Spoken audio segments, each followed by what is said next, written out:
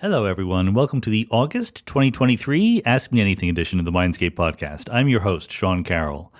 This is the week after I released my solo episode on the crisis in physics. I just wanted to say that I'm quite gratified at the reception that it has gotten. If you ask what I mean by the reception, there are various places where people can talk about the podcast episodes. Of course, Patreon supporters, who are the one asking the questions for these Ask Me Anything episodes, can do so on Patreon. We have a somewhat active group there. There is a Sean Carroll subreddit, SeanCarroll, where people can talk about podcast episodes, but also other things that I do and so forth. There's also comments that come up on Twitter and YouTube and what have you.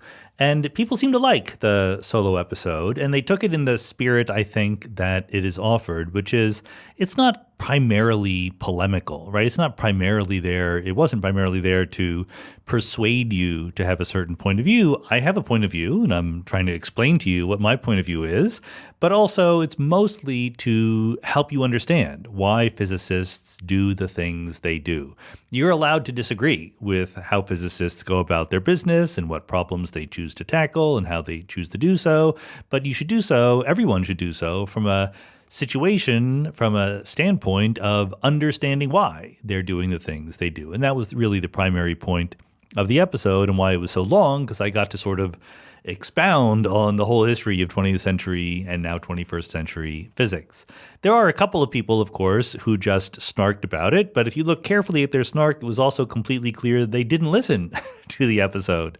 So the lesson I'm taking from this is that all of my episodes should be 4 hours long. And then the people who want to snark about them will clearly be not very relevant to the actual discussion. Probably not going to happen. 4 hours is a lot of time. I don't know if it's clear, that it was not a single sitting that I did that episode in, but sometimes you have a lot to say and you got to keep talking about it. I also wanted to express appreciation because the recent episode with Katie Elliott was also very well received. And you never know, it's many episodes are slightly different from each other. Katie was kind enough to come on and rather than just talk about her specific work, help us give a general chat about metaphysics and what it is and what it's for, and people really liked it, which I thought was great. And so kudos to Katie for that. And also, she was very good at asking me questions and having it really be a conversation. That's hard to do for many guests, depending on what their thing is that they're doing for a living. Why would they have any questions for me? But hopefully it came through why I think that the physics, science, I should say, / philosophy boundary is such an incredibly fertile area to think about things. Philosophy does have something to offer, and physics absolutely has some questions that they have some answers to that will help the philosophers, but they have some questions that they can use philosophical help with. I should also say that I've been on a couple of other podcasts lately, most notably a couple of episodes of Robinson's podcast. Robinson Earhart does a very nice podcast where he gets a lot of philosophers and other thinkers on. So recently I was on with David Albert talking about quantum mechanics and Boltzmann brains and things like that. I was also on an episode of his podcast with Slavoj Žižek, the famous, in certain circles, extremely well-known psychoanalytic philosopher, Slovenian, and quite a character also. And Slavoj apparently is thinking very hard about quantum mechanics these days. So poor Robinson got to say very little in the podcast because it was basically Slavoj was the host and he was giving his opinion and then asking me questions. So you can look that one up on the internet. It's on YouTube and elsewhere. Otherwise, remember, these Ask Me Anything episodes are sponsored by Patreon supporters of the Mindscape podcast, and you too could be a Patreon supporter. Go to patreon.com/Sean M. Carroll and pledge your $1 per episode or whatever you want per episode. No one has yet pledged $1,000 per episode, but I don't discourage it. You're allowed to. I hope that there's no one out there who's really been wanting to pledge $1,000 per episode and thought that I would be insulted. I would not be. Pledge whatever you want, or pledge nothing at all. We love all Mindscape listeners equally, but we appreciate the support from Patreons. So with that, let's go.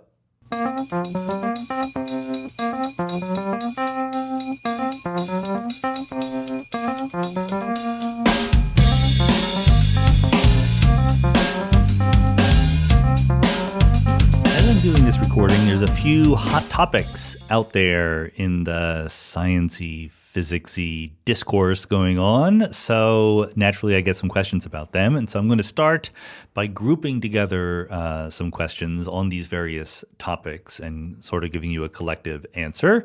I don't have anything very deep to say about any of them, but I'll explain why I don't have deep things to say about them. So the first one is two questions I'm going to group together. One is from Anonymous, who says, can you weigh in on the plausibility of the room temperature atmospheric pressure superconductor papers released to arXiv last week? I realize it's paper reading, but I would be surprised if you haven't brought it up before. If you just have judgment without reading, it'd be interesting as well. And Supendu Harsh says, are you satisfied with the evidence for room temperature superconductor LK99, or do you think extraordinary claims require extraordinary proof? So for those of you who have a very different social media feed than I do, there have been a couple papers. There were a couple papers, I don't know, a couple weeks ago now, maybe, from a group in Korea.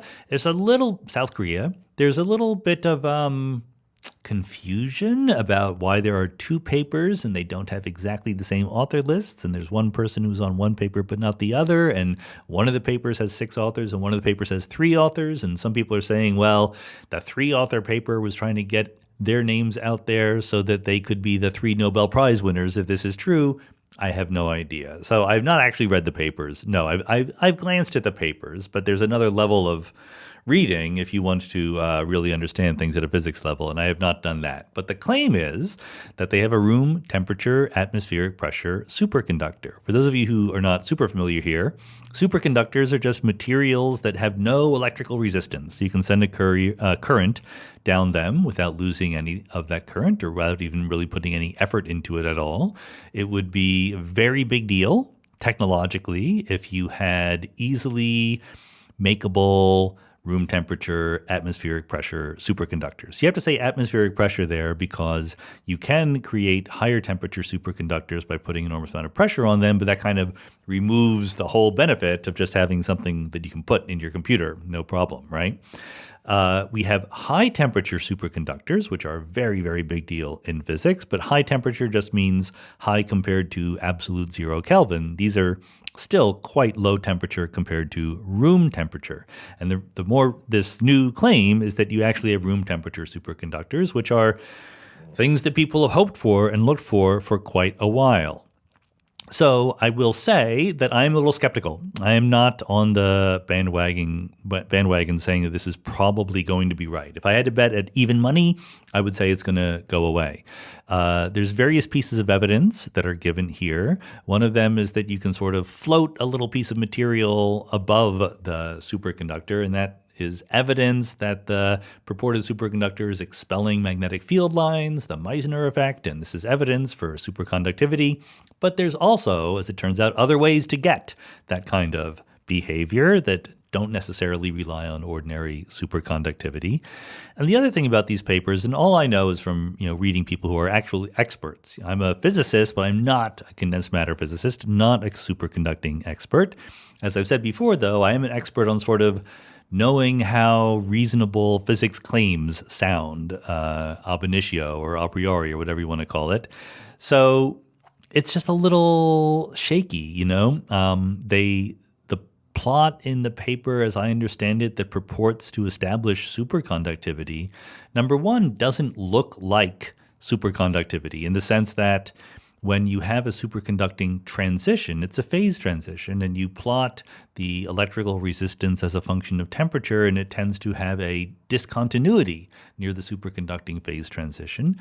And in these papers, it doesn't. It sort of gradually goes down to the lower level. And of course, you can't measure a number that is exactly 0, so you have some measurement uncertainty when you're measuring the superconductivity or the conductivity or resistivity, which is 1 over the conductivity.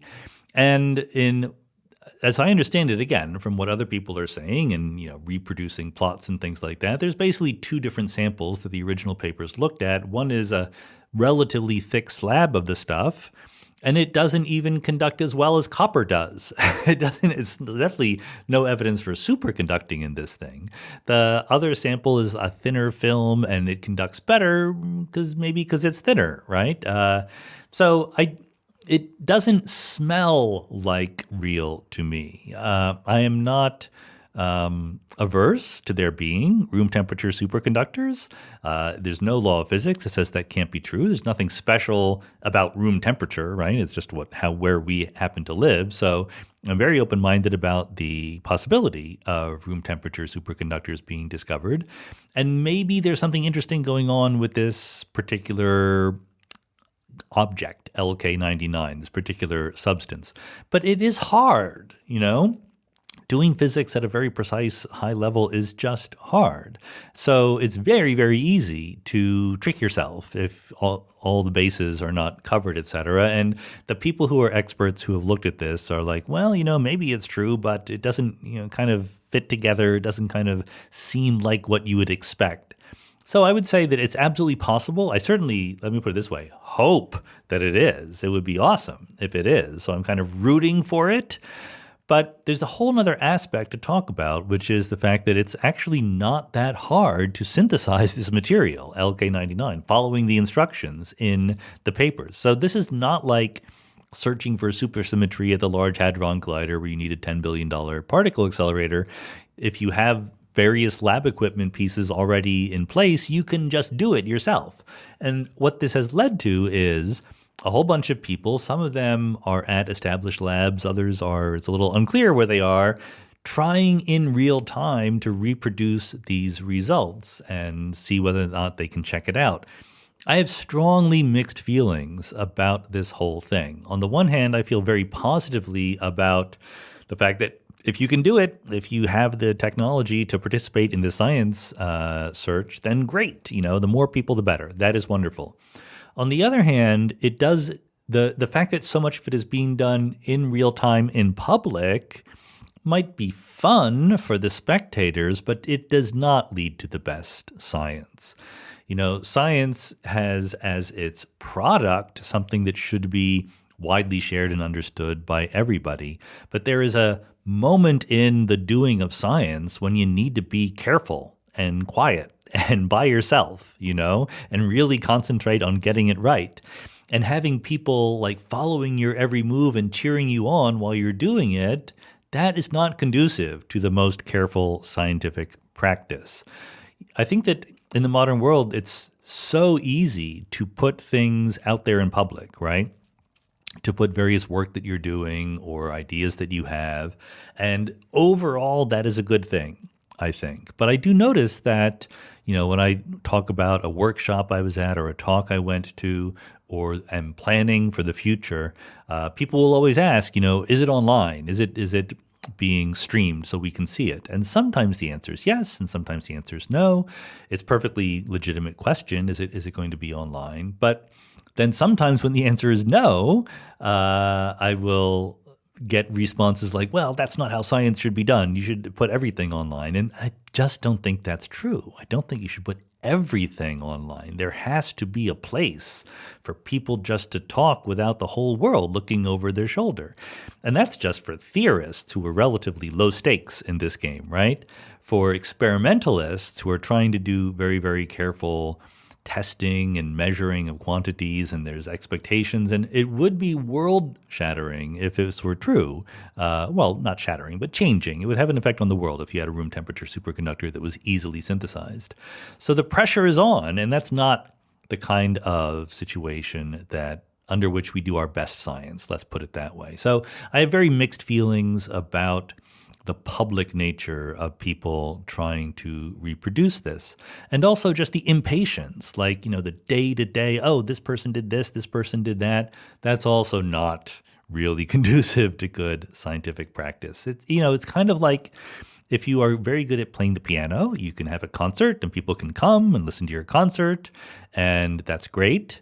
But you have to practice. There's some parts of your mastery of playing a musical instrument that are private by construction. And likewise for science, there should be a public aspect and a private aspect. And I worry that this kind of thing is a little bit too messy and out there, and it's getting people too excited too quickly. Like sometimes science has to be careful and slow, and I'm not sure whether this is going to be the best example of that.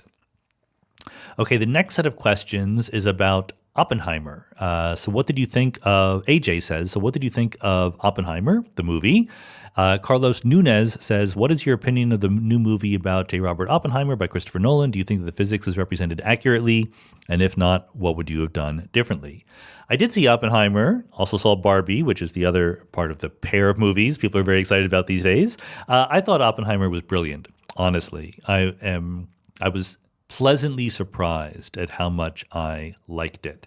I am generally a fan of Christopher Nolan, but I think that he's uneven. I thought that Memento, his very first movie, was genius, one of my favorite movies of all time. His subsequent movies, I've seen good bits in, but, every one of them kind of had its ups and downs. I think Inception was really, really good. Some other movies were not as good. And so Oppenheimer just blew me away. It was a 3-hour-long biopic of J. Robert Oppenheimer. And I think that biopics are just intrinsically very difficult to pull off because human beings' life stories are not structured like a 3-act Hollywood movie. Right? Or not structured dramatically, more generally. There are ups and downs and there's no, culmination, et cetera. And so Nolan, who wrote the script, based on a book called American Prometheus, which was a biography of Oppenheimer, but he pulled out all the stops in terms of storytelling. He had 2 parallel tracks going, one of which was sort of up to from Oppenheimer's young days as a physics graduate student up to through the Los Alamos Manhattan Project and then up to his trial. Not really trial, I should say, but if you know Oppenheimer's story, he was at one point the head of the Manhattan Project, and then not long after, his security clearance was taken away. That's a very controversial moment in the history of American politics and its relationship to science because, Oppenheimer would hang out with known communists. His brother and I think his wife also were pretty much admitted communists. And Oppenheimer was a complicated guy who, on the one hand, he built the atomic bomb. He was in charge of that project, and he was very proud of that project, and he was very much in favor of it. He wasn't ambiguous about that. But then he also kind of felt bad about the fact that, it killed hundreds of thousands of people, and he was partly responsible for that. And you can argue back and forth whether or not, he shouldn't have felt bad because he helped end World War II, or he should have felt way more than bad because he killed a lot of people, right? And other people will say, he didn't kill a lot of people, the government, So there's a lot to be said about that. It's a complicated thing. So that's one story. And then Nolan inserts another story, which he sort of tells in parallel. It's a more minor story, but it's about Louis Strauss, who was a trustee of the Institute for Advanced Studies, who helped hire Oppenheimer as the head of the IAS, but then also had his own political issues.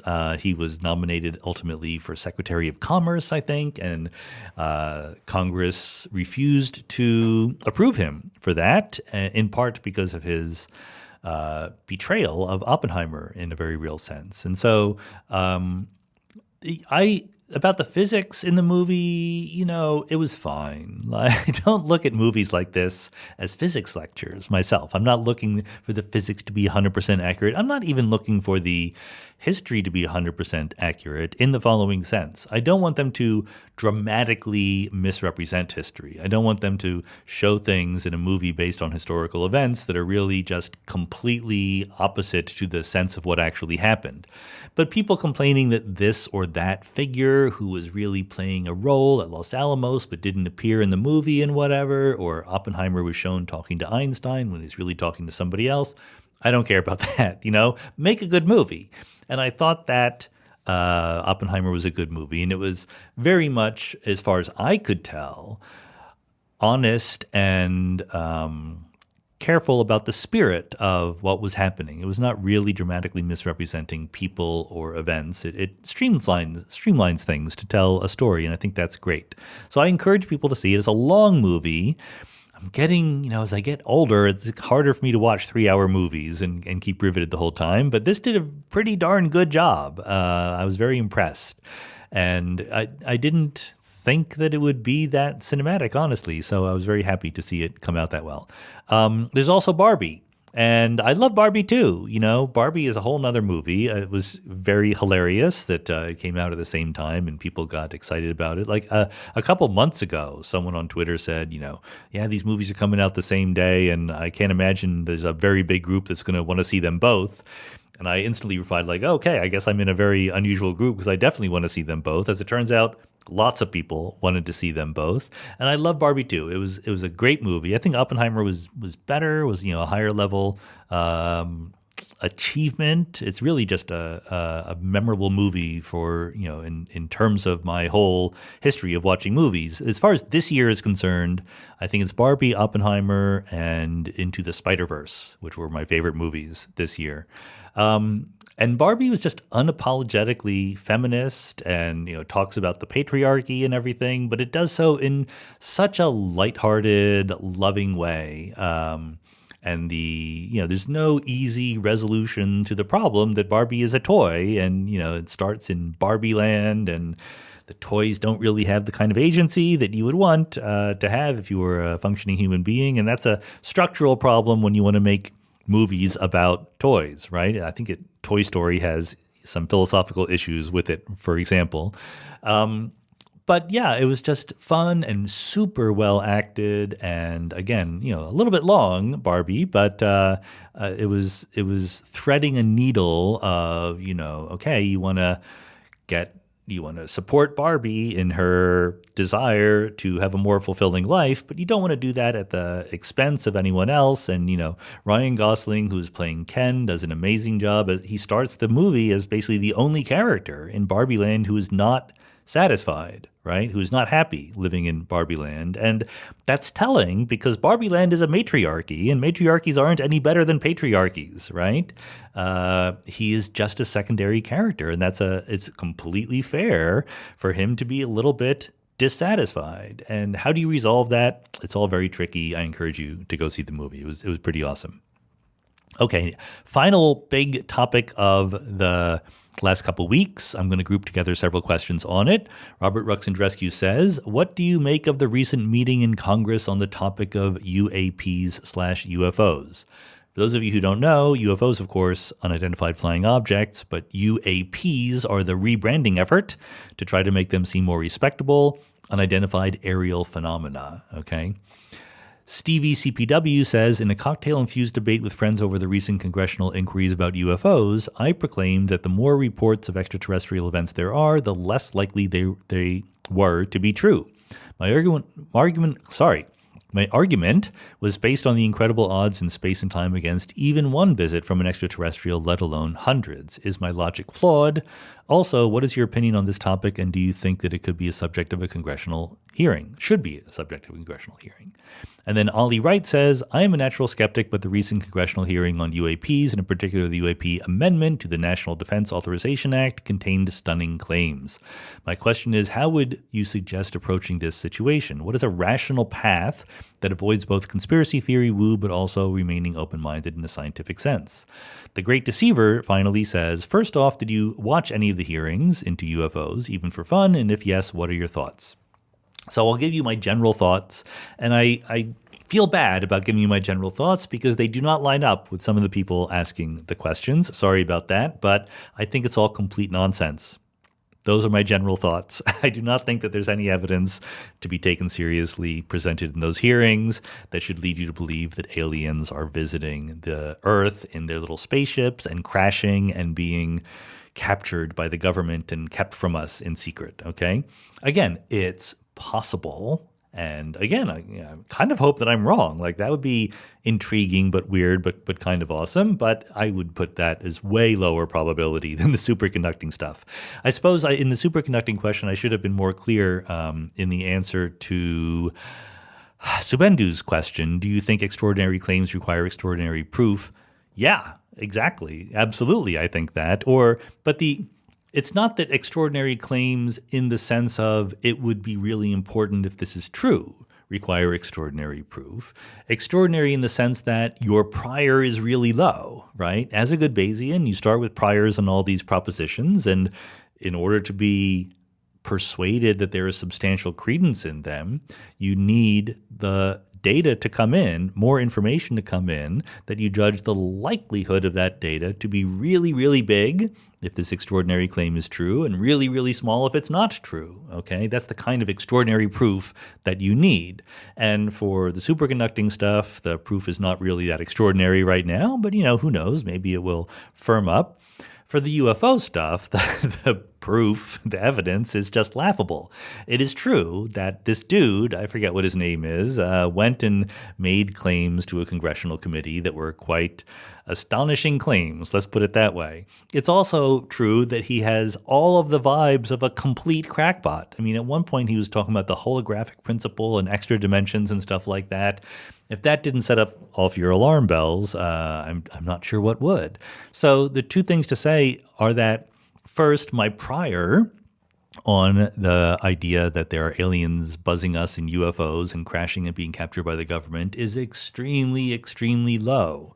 That whole scenario makes no sense for many reasons. I've talked about it many times before.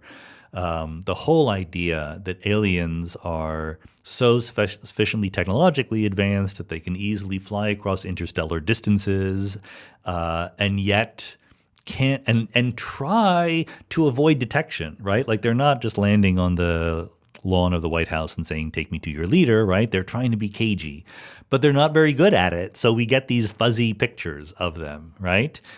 And then, you probably have seen these maps of sightings of UFOs worldwide. And when, they take a map of the world and they put little dots where there are sightings of UFOs, and they're basically all in the United States.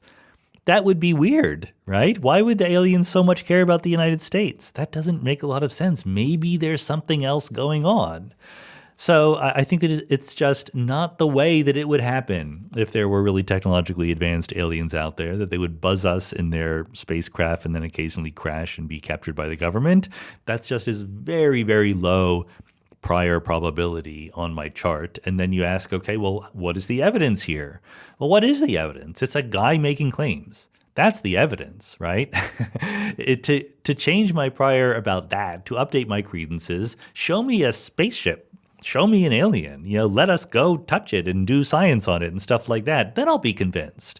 This is nowhere close. This is just some dude who likes attention and is a bit of a conspiracy theorist. Again, as I always say, I could be wrong about this, but if I have to bet, if I have to think about what I'm going to do with my life, I'm not putting a lot of credence on these particular claims. And by the way, these claims happen all the time. It's like every 6 months or every year, there's some new idea that, okay, this time we're going to get the evidence, we're going to find out, and you'll be sorry, you being all of us skeptics. And I'm like, okay, call me up after it happens, and I'll look forward to being sorry. And by the way, I will look forward to being sorry. I will absolutely very, very quickly repent and say and I will not claim if we actually find out that the government does have alien crash relics, okay? If I will not pretend that I was supportive of that idea all along. I will be completely wrong if that turns out to be true, and I'll be very, very quick to admit that I was wrong. Let's just get that in the record right now. Meanwhile, though, let's move on to other AMA questions. Michael Lesniak says, basketball games. Okay, now we're talking. Basketball games tend to drag out with all the timeouts. Curious what your take would be on handling them the way curling does. The team calling timeout can talk to coaches and strategize, but the other team cannot unless they also burn a timeout. Or do you think that the game is fine just the way it is? I think there's two things going on here. One is that the level of physical exertion involved in basketball and curling are not really comparable, okay? Basketball is really tiring, even though you're only, the clock is only running for 48 minutes, which is not that long. You're running very fast up and down the court that whole time, and you're being smashed into by other players, and there's a high probability of injury.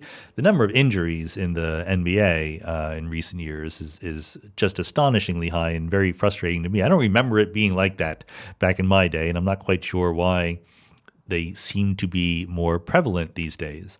But basketball players, the timeouts are not just to strategize, they're to catch your breath. That's kind of an important thing. So I think that you shouldn't change the general feeling of timeouts and what they are. Having said that, there's just an obvious problem with NBA games and how they end, right? When the games are close, there are various ways for coaches to drag out the ending of the game to give themselves some small chance of maybe pulling out a miracle win. You foul the other player, you send them to the free throw line, and then you get the ball back, and they can only shoot twice if you foul them on a 2-shot foul, and then you can try to make a 3-pointer, so maybe you can climb back into the game. There have been suggestions for ways to do it better. There's something called the ELAM ending, or ELAM, I don't know how to pronounce it.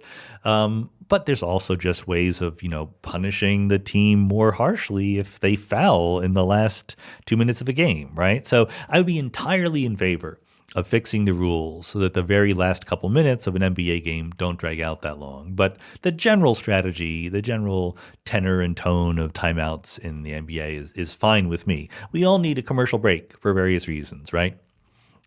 Nick C. says, what would you say is the best or most convincing explanation of the Copenhagen interpretation that you've come across? And what is the interpretation of quantum mechanics that you find most compelling besides Copenhagen and many worlds? So let me be clear. I've tried to be clear before. The Copenhagen interpretation is not an interpretation. It's not a theory. It's not at all respectable. It can't be right. It's just not on the table as a competitor, okay? It is what most physicists go along with, but that's just because they're not trying to understand it very hard. And the reason why is not because the Copenhagen interpretation is wrong. It's just because it's incomplete. It's fuzzy. It's vague. It's not a theory. It doesn't tell you what happens. You say, I measure a quantum system and its wave function collapses. But it doesn't say what a measurement is. It doesn't say when things collapse. It doesn't say how closely you have to measure any of those things. So it's just not one of the things that are taken seriously when it comes to formulations of quantum mechanics. Now, there is a sort of post-Copenhagen school of epistemic approaches to quantum mechanics, which is to say, we don't treat the wave function as representing reality. We treat it as a way to make predictions, and the fundamental real things are the agents, the observers making those predictions. That's more respectable than Copenhagen. It's sort of a gussied up, more respectable looking version of Copenhagen, because Copenhagen also tries to make some of those moves. But I still don't think they make any sense in their current state, because you haven't told me what an agent is. Like, what is an agent that has experiences? How do I model that mathematically? That's just not what I do in physics or in science more generally. I need to be a little bit more specific, a little bit more rigorous, etc. So I don't think that Copenhagen is in the running, but the epistemic approaches are, even though I think they have very, very deep problems themselves. In terms of other interpretations, probably something like Bohmian mechanics is the next one after many worlds. But honestly, it's so far behind in my personal ranking that I don't spend any time thinking about the alternatives, to be honest. Bob Zanelli asks a priority question. So remember that AMA questioners, that is to say Patreon supporters, have in their pocket, as soon as they join Patreon, one opportunity in their life to ask a priority question. And a priority question is one that I will do my best to answer. The idea that you can only do it once in your life is not very harshly enforced. If you want to, sneak in another one, it's hard for me to notice because I'm not really keeping track. So I'm relying on the honor of the questioners to only ask one question in their lives. We're at the point now where I cannot answer every question. I feel bad because some of these priority questions, people clearly very much wanted to ask the question. Maybe they did ask it before and I didn't answer it. And usually when I don't answer a question, it's because I don't have anything interesting to say. And then they ask it as a priority question, and it still remains true that I don't have anything interesting to say, so I feel sorry about that. Sorry. Anyway, Bob's question is, assuming an extremal black hole is possible, in very general terms, how would its gravity field be described? Yeah, not that much differently than a regular black hole, to be perfectly honest. The idea of an extremal black hole has to do with the fact that black holes are characterized by their mass, charge, and spin, right?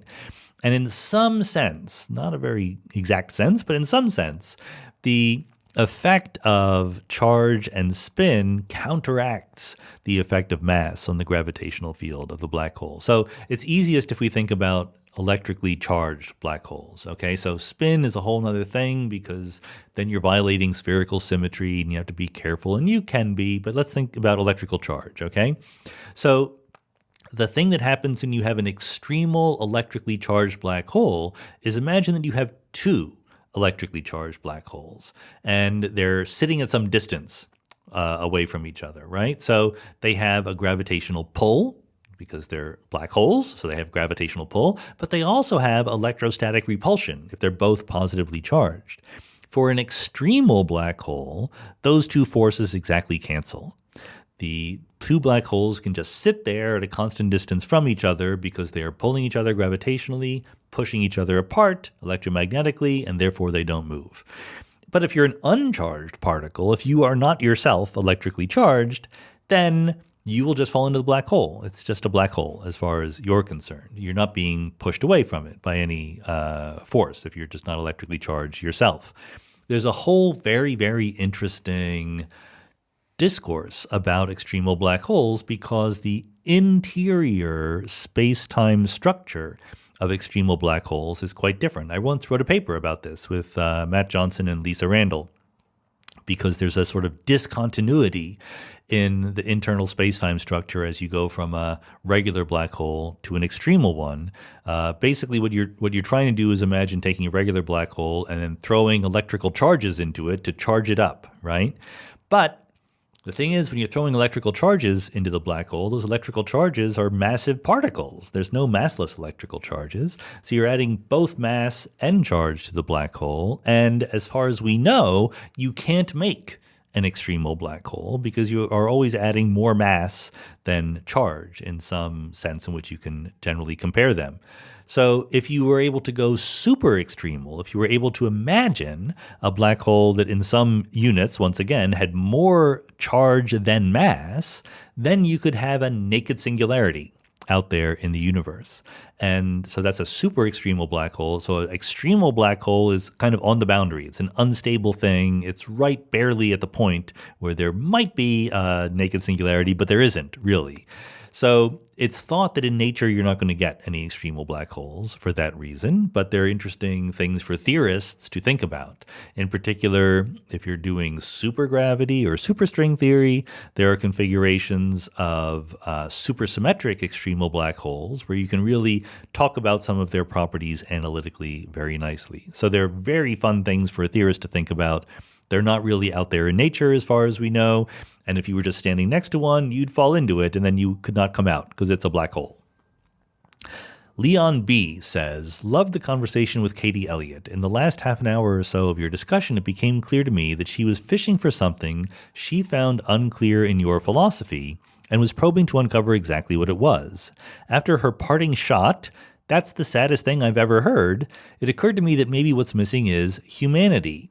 You have a very well-defined philosophy of particles, but doesn't philosophy have to say something about people? Well, yeah, sure. Philosophy has something to say about people. If you read my book, The Big Picture, I talk about people an awful lot. It's a big part of things. I think it's got to be compatible with your philosophy of particles because people are made of particles at some simple level, right? And I actually don't think that I agree with your diagnosis that there is something that Katie found unclear or unsatisfying in my perspective, but I don't think it's that people were not there. I think it's more metaphysical, ontological, and it's a very common difference. Like on some spectrum of philosophical views, there's various different questions you can ask yourself philosophically, right? So there's a particular question you can ask yourself about what is the world made of? How many things, how many kinds of things are there out there in the world? How rich is your ontology versus how sparse and barren is your ontology? There's one point of view which says like there's lots of different kinds of things in the world that have some reality and they all interact together in certain ways to make up the world we know. There's another point of view that says the world is basically one kind of thing and that for our own personal convenience, we subdivide it into pieces and talk about those pieces. In that particular continuum, I am far on one side, where I think that the world is just one simple kind of thing, and all the subdivision into pieces, etc., is apparent and effective and useful to us at a higher level. It is emergent. It is not fundamental. And I think that that is what I think, we'd have to ask Katie, but I think that that is the difference that she was trying to pinpoint, because I'm really in favor of removing almost everything from the ontology and then showing how the stuff that we see in the world, whether it's, causes and effects or tables and chairs or free will or choice or anything like that, emerges at some higher level. And I like to say it doesn't mean it's not real. It's still real. Tables and chairs are real. So is free will. So are causes and purposes. But they're approximate higher level things that we explain in terms of some deeper level unified thing.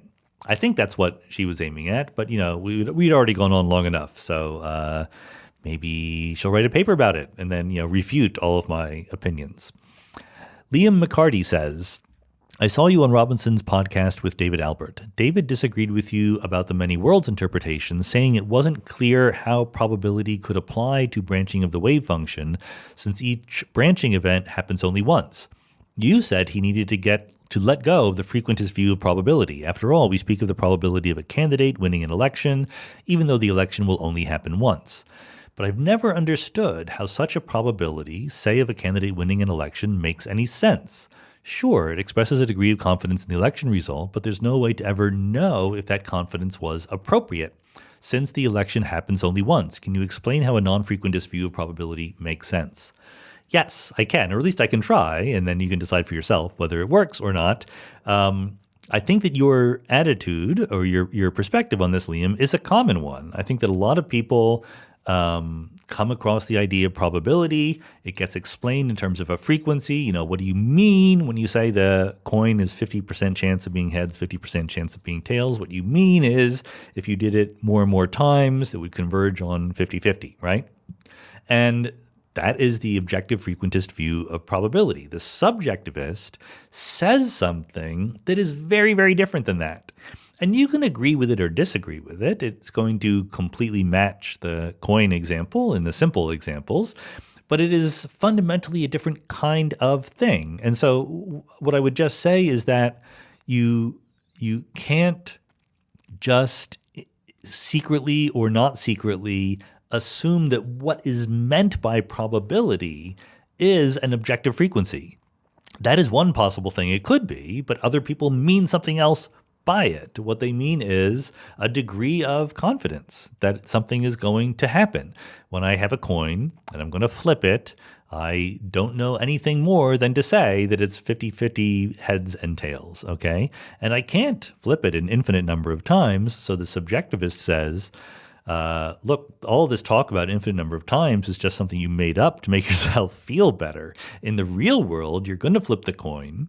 It's going to be either heads or tails. And the statement, I give it a 50% chance of being heads and a 50% chance of being tails, is nothing more than a statement of your ignorance as to which the actual future is going to be. It fits well with a sort of eternalist perspective on time, as Katie and I talked about a little bit. If you think there is actually some fact about the future and you just don't yet know it, that would be the relevant feature of the world in the case of the flipping coin. And a subjectivist says, what I mean by saying there's a 50-50 chance is that I will give equal confidence, equal credence to either one of those two things happening. And I think that the thing to pinpoint is where you say, where is it? This probability expresses a degree of confidence in the election result, but there's no way to ever know if that confidence was appropriate. Aha. So basically, you're showing us that you have a pre-existing view of probability where it must be objective. That's what appropriate is doing here. Like, what do you mean appropriate? You mean the right probability. But a subjectivist about probability doesn't believe that. There's no such thing as the appropriate confidence, right? There's the best we can do. That's all there is. There is a fact in some way The probability of the coin being heads is either 1 or 0, but we don't know which one. That's the only appropriate thing to do. So we subjectively say it's 50-50. And the subjectivist is going to say that's no different than saying who's going to win the election, who's going to win the NBA championship, which branch of the wave function I'm going to end up on. There's a bunch of things that happen. And this is why I like which branch of the wave function I'm going to end up on, right? Because that's clearly a misstated idea, because I'm not going to end up on one branch of the wave function or another. There will be a version of me that ends up on one and a version of me that ends up on the other. So there's no objective probability, there's no frequentist probability that you can assign to that. All you can do is say, once I'm in that state, that I've measured a particle, it's either spin up or spin down, I don't know which one it is yet. What is the probability? What is the credence that I put on being one branch or the other? That's an intrinsically subjective thing, and I can make arguments based on rational pushing around of those credences that says I better use the Born rule to do it. But this is a fundamental psychological barrier. People who think that probabilities must be objective are not going to be happy with the many worlds interpretation of quantum mechanics. All I'm saying is that there's a whole bunch of things that they're not going to be happy with in which we use probabilities all the time. Like, go to the internet, you can find the odds about who's going to win the Super Bowl. That's a statement of probability, even though it's only going to happen once. Paul Turek says, another one about the same podcast. When you and David Albert went on Robinson's podcast, David mentioned self-locating uncertainty as a guide to quantum probabilities. He gave a thought experiment involving Captain Kirk using a transporter that splits him into two people, one wearing green and one blue, and before Kirk can see his clothing, he attaches some probability to green. You then talked about betting odds and wound up supposing that the two resulting Kirks share one bank account.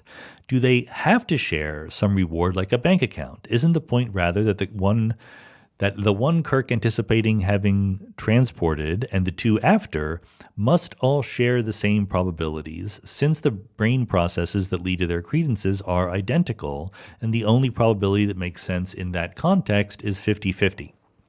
Well, I think you stated the issue clearly and correctly, but I think that there's two different issues going on here, okay? One is, the one that you're getting at is, what could the probability possibly be other than 50-50? And there's no sensible thing that it could be other than 50-50. There's no rational decision procedure or way of thinking that says in this experiment, by the way, so the experiment is, Captain Kirk is put in the transporter machine, but it's a malfunctioning transporter machine that makes two copies of you, right? So it's just the duplication machine. And in one copy, Kirk is wearing a blue shirt, the other one some green shirt. And so what should the probabilities be? Like you say, it's exactly identical. It should be 50-50, right? But there's no possible way that you would ever get to 90-10 and really defend, oh yes, it's definitely 90% green. That makes no sense. But that's not David Albert's objection. His objection is not that it should be 90-10 rather than 50-50. His objection is that you shouldn't assign probabilities at all. You should just remain silent. You should follow Professor Wittgenstein's advice. This is something about which we cannot speak, so we should just remain silent about it, okay? I don't agree with that at all. I think that that's not a good way to go through life. If you are going to, wake up after this experiment and either have the green shirt or the blue shirt or whatever, it is part of your attempt to cope with the world around you to assign credences to the different possibilities. I can say, if I climb out the window and jump, I just don't know whether I will fall up or float in the air. Who knows? That's asking me a question about how the fundamental laws of physics work, and I'm not sure, so I can't possibly be expected to assign a credence, right? No one believes that, by the way. No one actually thinks that way. My point is, you should think that way. If you logically are bound to think that way, if you think that you cannot assign probabilities in these duplication processes. It's in both cases a subjective probability about a case where there's, objectively something's going to happen. You don't know what it is for sure. You are basically required as a functioning human being to have a credence in the different possibilities. You have a credence in whether or not you're going to float in the air or fall down if you jump out a window, right? That credence is not a frequency. We're not going to, change the laws of physics many, many times. Laws of physics are what they are. That particular event only happens once, but you can get evidence for it by doing other experiments. It's a tricky thing. I don't want to, I disagree with David about this. This is a central point of our disagreements, even though we agree with many, many things. But it's not a silly argument. His argument makes perfect sense. It's one that I don't agree with, but I can see why someone would feel that way because the situation is quite different than what we're used to. We're used to situations. We feel comfortable in situations where what we mean by probability is some borrowed version of a frequency, right? When you're flipping coins or playing dice or playing cards, then you can really imagine doing the experiment an infinite number of times, get a frequency. These kinds of things where you can't imagine doing the experiment an infinite number of times and get a frequency, therefore bother people. My response is that you never really were doing it an infinite number of times. You were always attaching a credence to it. You had to do your best to come up with a credence that makes logical sense to you. Anonymous says, if we look at the global economy as a complex system, can we see it functioning so that each individual person could spend continually less working time to meet his or her needs, say according to Maslow? Well, this sounds like a very complicated question about the function of the global economy, but I do think personally that, it's pretty darn clear that we are in a situation where we generate a lot of wealth in the world, and it is not spread anything like equally, right, or evenly. We could lift a whole bunch of people out of poverty. The question is by spreading around the wealth more equally. I think that's perfectly clear. The question is whether or not that is a net good thing to do, because the counter argument is twofold. Number one, there is a sort of results-oriented argument that says that the existences of inequality are important for making progress. Yes, not everyone benefits, but the people who do benefit so much, and there's so many of them that it's still worth it. That's one attitude. The other is just a more moral-based argument that says that people have the right to keep what they earn and things like that. But anyway, I do. You're generating answers to a different question than what you asked, so I should come back to the question you're asking. I do think that it makes no sense that we have so many people in the world who are so poor. Let's put it that way. I think we could do much better than we actually do. Could each individual person continually spend less working time to meet his or her needs? I think that just depends a lot on what you mean by the needs, right? I didn't need to have the internet 100 years ago. Do I need to have the internet now? Well, I don't need it. You don't need to be listening to this podcast. What do you mean by need, right? As the world changes, the things that we want and the things that we might reasonably aspire to change with them. Life expectancies were a lot shorter 100 years ago, and now we might reasonably expect to get decent health care that carries us through ordinary medical circumstances. We don't always achieve that, right? I do think that we're just building computers, building robots, building manufacturing that lets us produce a lot more stuff. So if you keep the amount of stuff everyone has constant, the amount of work everyone has to do will go down. But almost no one wants to do that, right? Maybe some people do, but most people want more stuff. And that doesn't sound, that sounds worse than it is. Some of the stuff we want is just like healthy food and, long life and health care and the ability to talk to our friends and have fun and stuff like that. These are good things to want. Let me put it this way. I think that the world is changing very rapidly, and our cognitive setup, the way that we think as human beings, is trained on conditions from 1,000 years ago or 5,000 years ago. And I don't think that we have done a very good job in setting up the global economy in the best possible way, given our current capacities. I don't know necessarily what the best way to do it is, but I think that this is something where it's just hard to do the right thing because a lot of people don't know what the right thing is. They don't even agree on what it is. If they do think that they know it, they can't figure out ways to work together to make it happen. Some people don't want the right thing to happen because they benefit from the wrong thing happening.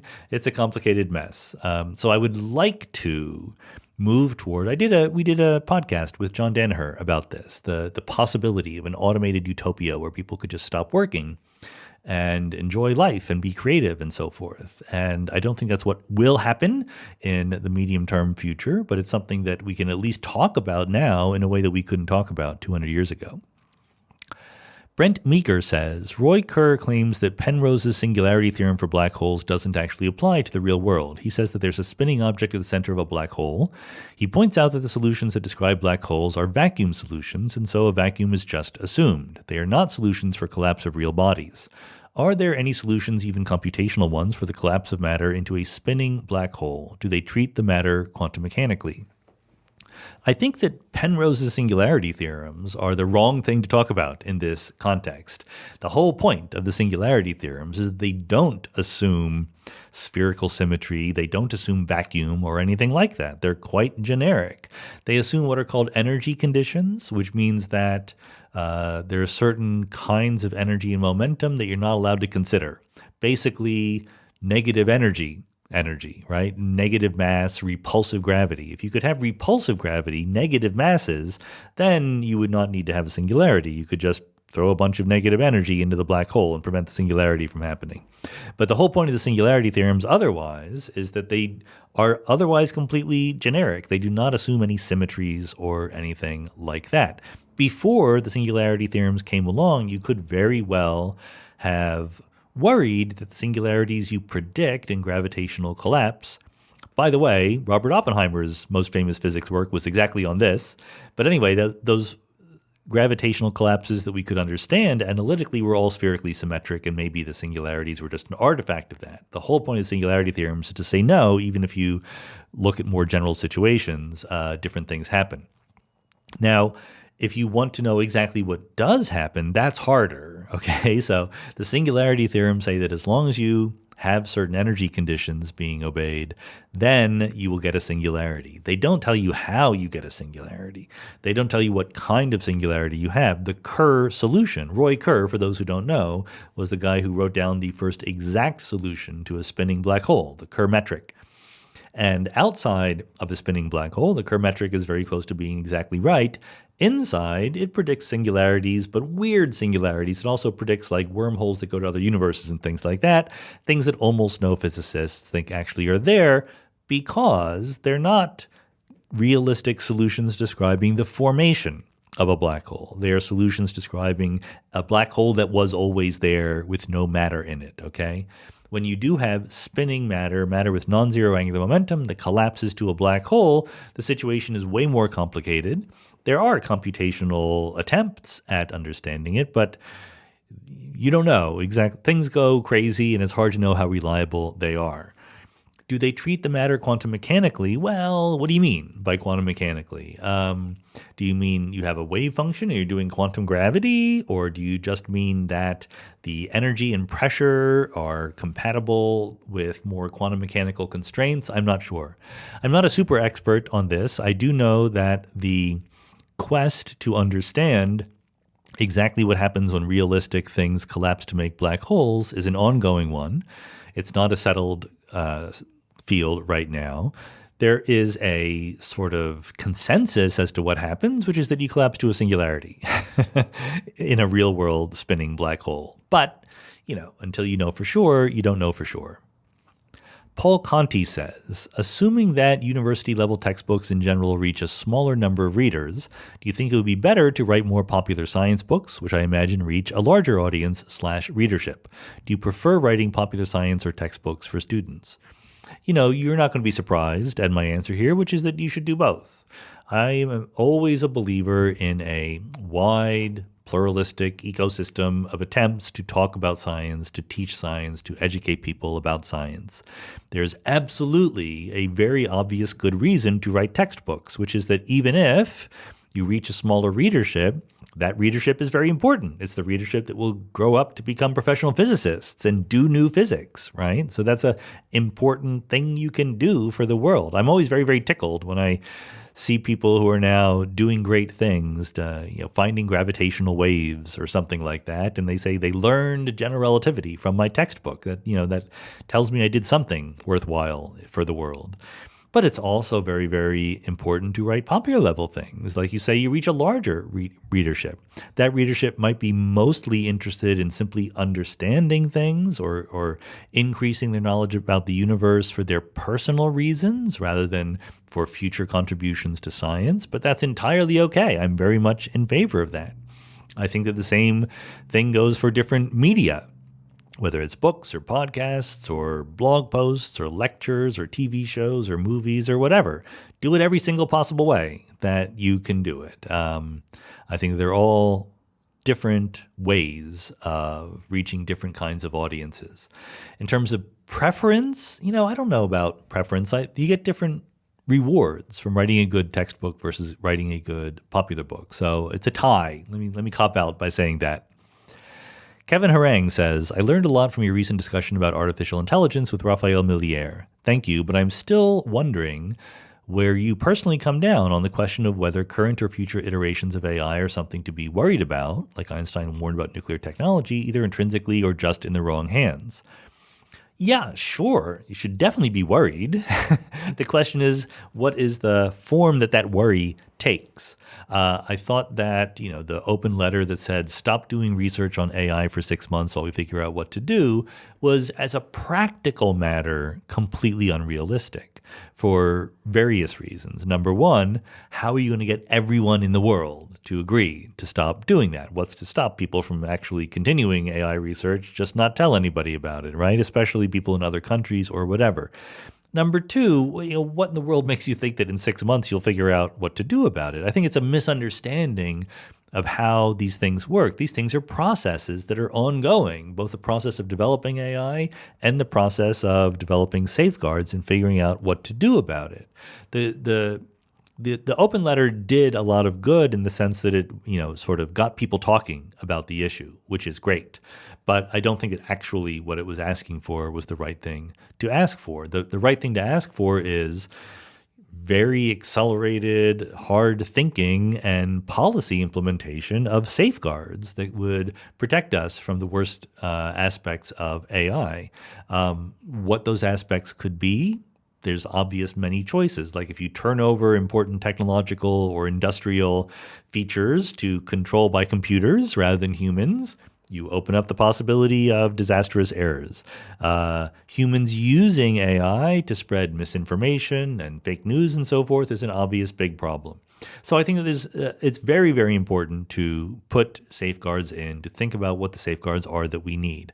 I didn't really like the idea of just pausing research for 6 months. I also don't like the idea of emphasizing the possibility of existential risk, where you kill every human being on Earth. That is absolutely possible, but it's sufficiently low probability that I don't think that it's the right way to think about it. I think that if you will actually increase the chances of bad things happening, if that's the kind of risk you worry about, rather than the real very, very imminent risks that we have from AI. And furthermore, if you worry about the imminent risks, you're much more likely to also ameliorate the existential risks. So that's what I would be in favor of doing. I'm going to group two questions together. One is from Yasvir Nagra, saying, leaving aside the provocative name, does Conway's free will theorem prove anything stronger about hidden variable theories than Bell's?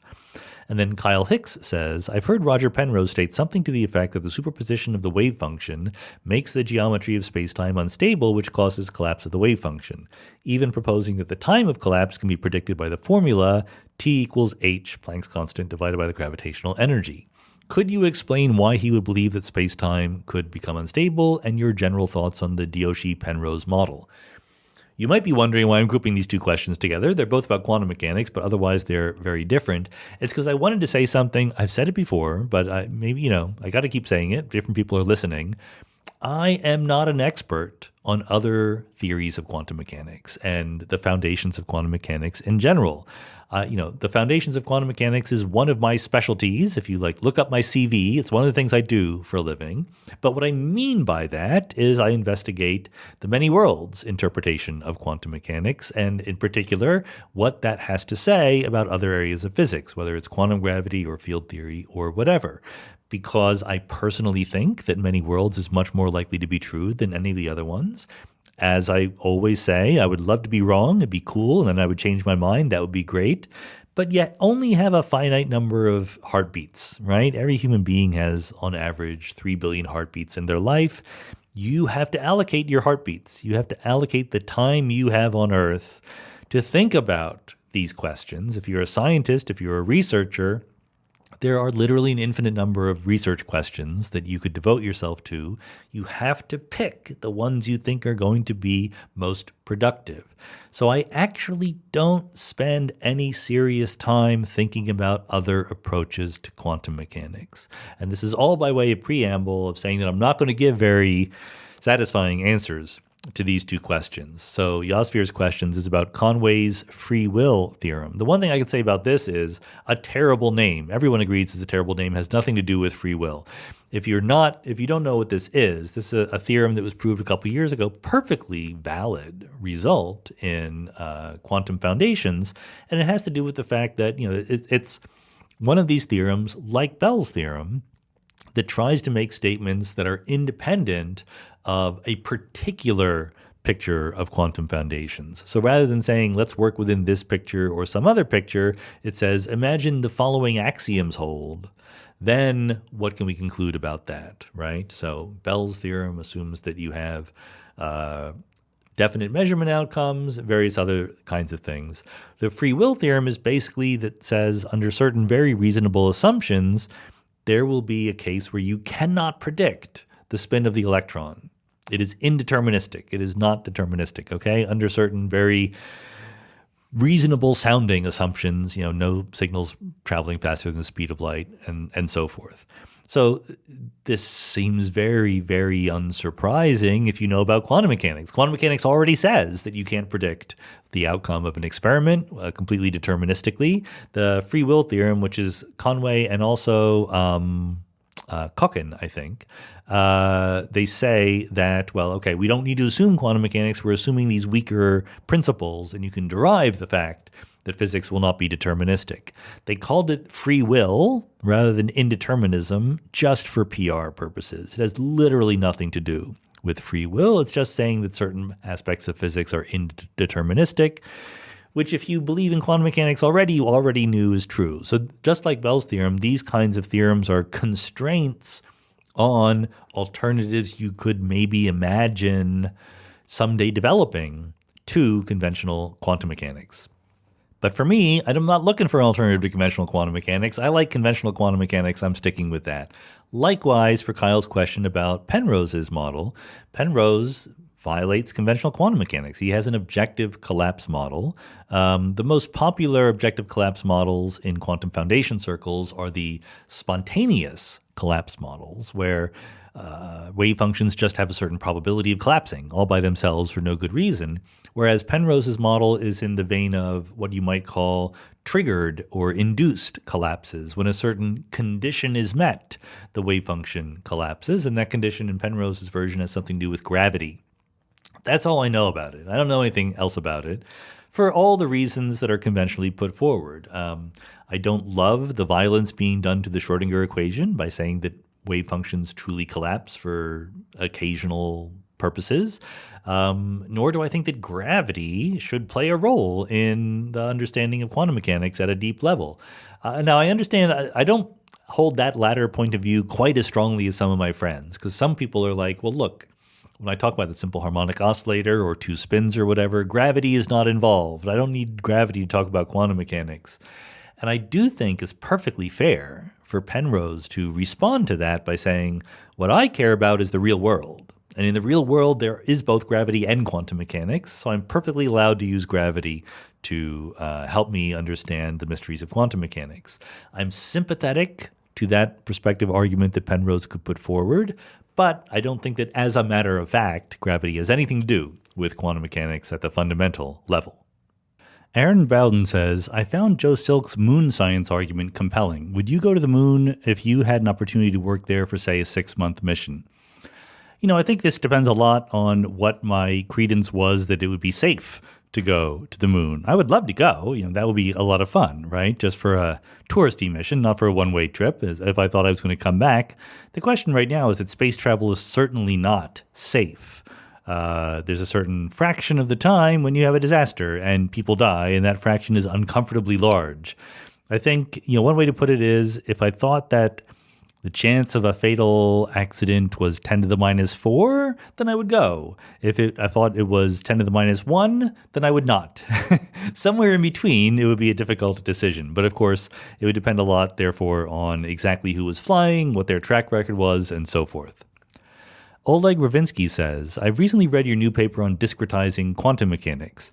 Yeah, so by the way, I put a couple of papers on the archive lately. They're very completely different. One was with my old grad school advisor, George Field, on making primordial magnetic fields from axion dynamics.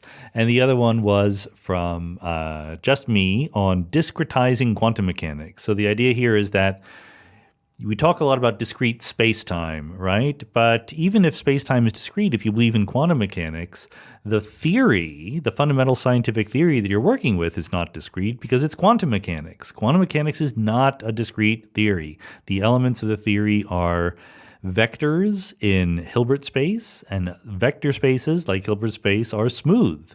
They are not discrete. The space of states is in no sense discrete in quantum mechanics. And furthermore, there is smooth time evolution according to the Schrödinger equation. So I asked myself the question, is it possible to discretize Hilbert space in a way that is naturally compatible with the Schrödinger equation?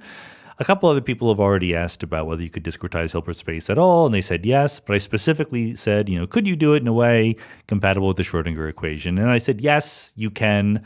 But there's problems with doing it. It does get rid of infinity in the sense of an infinite number of states, but the universe still lasts eternally, even if time steps are discrete according to the evolution.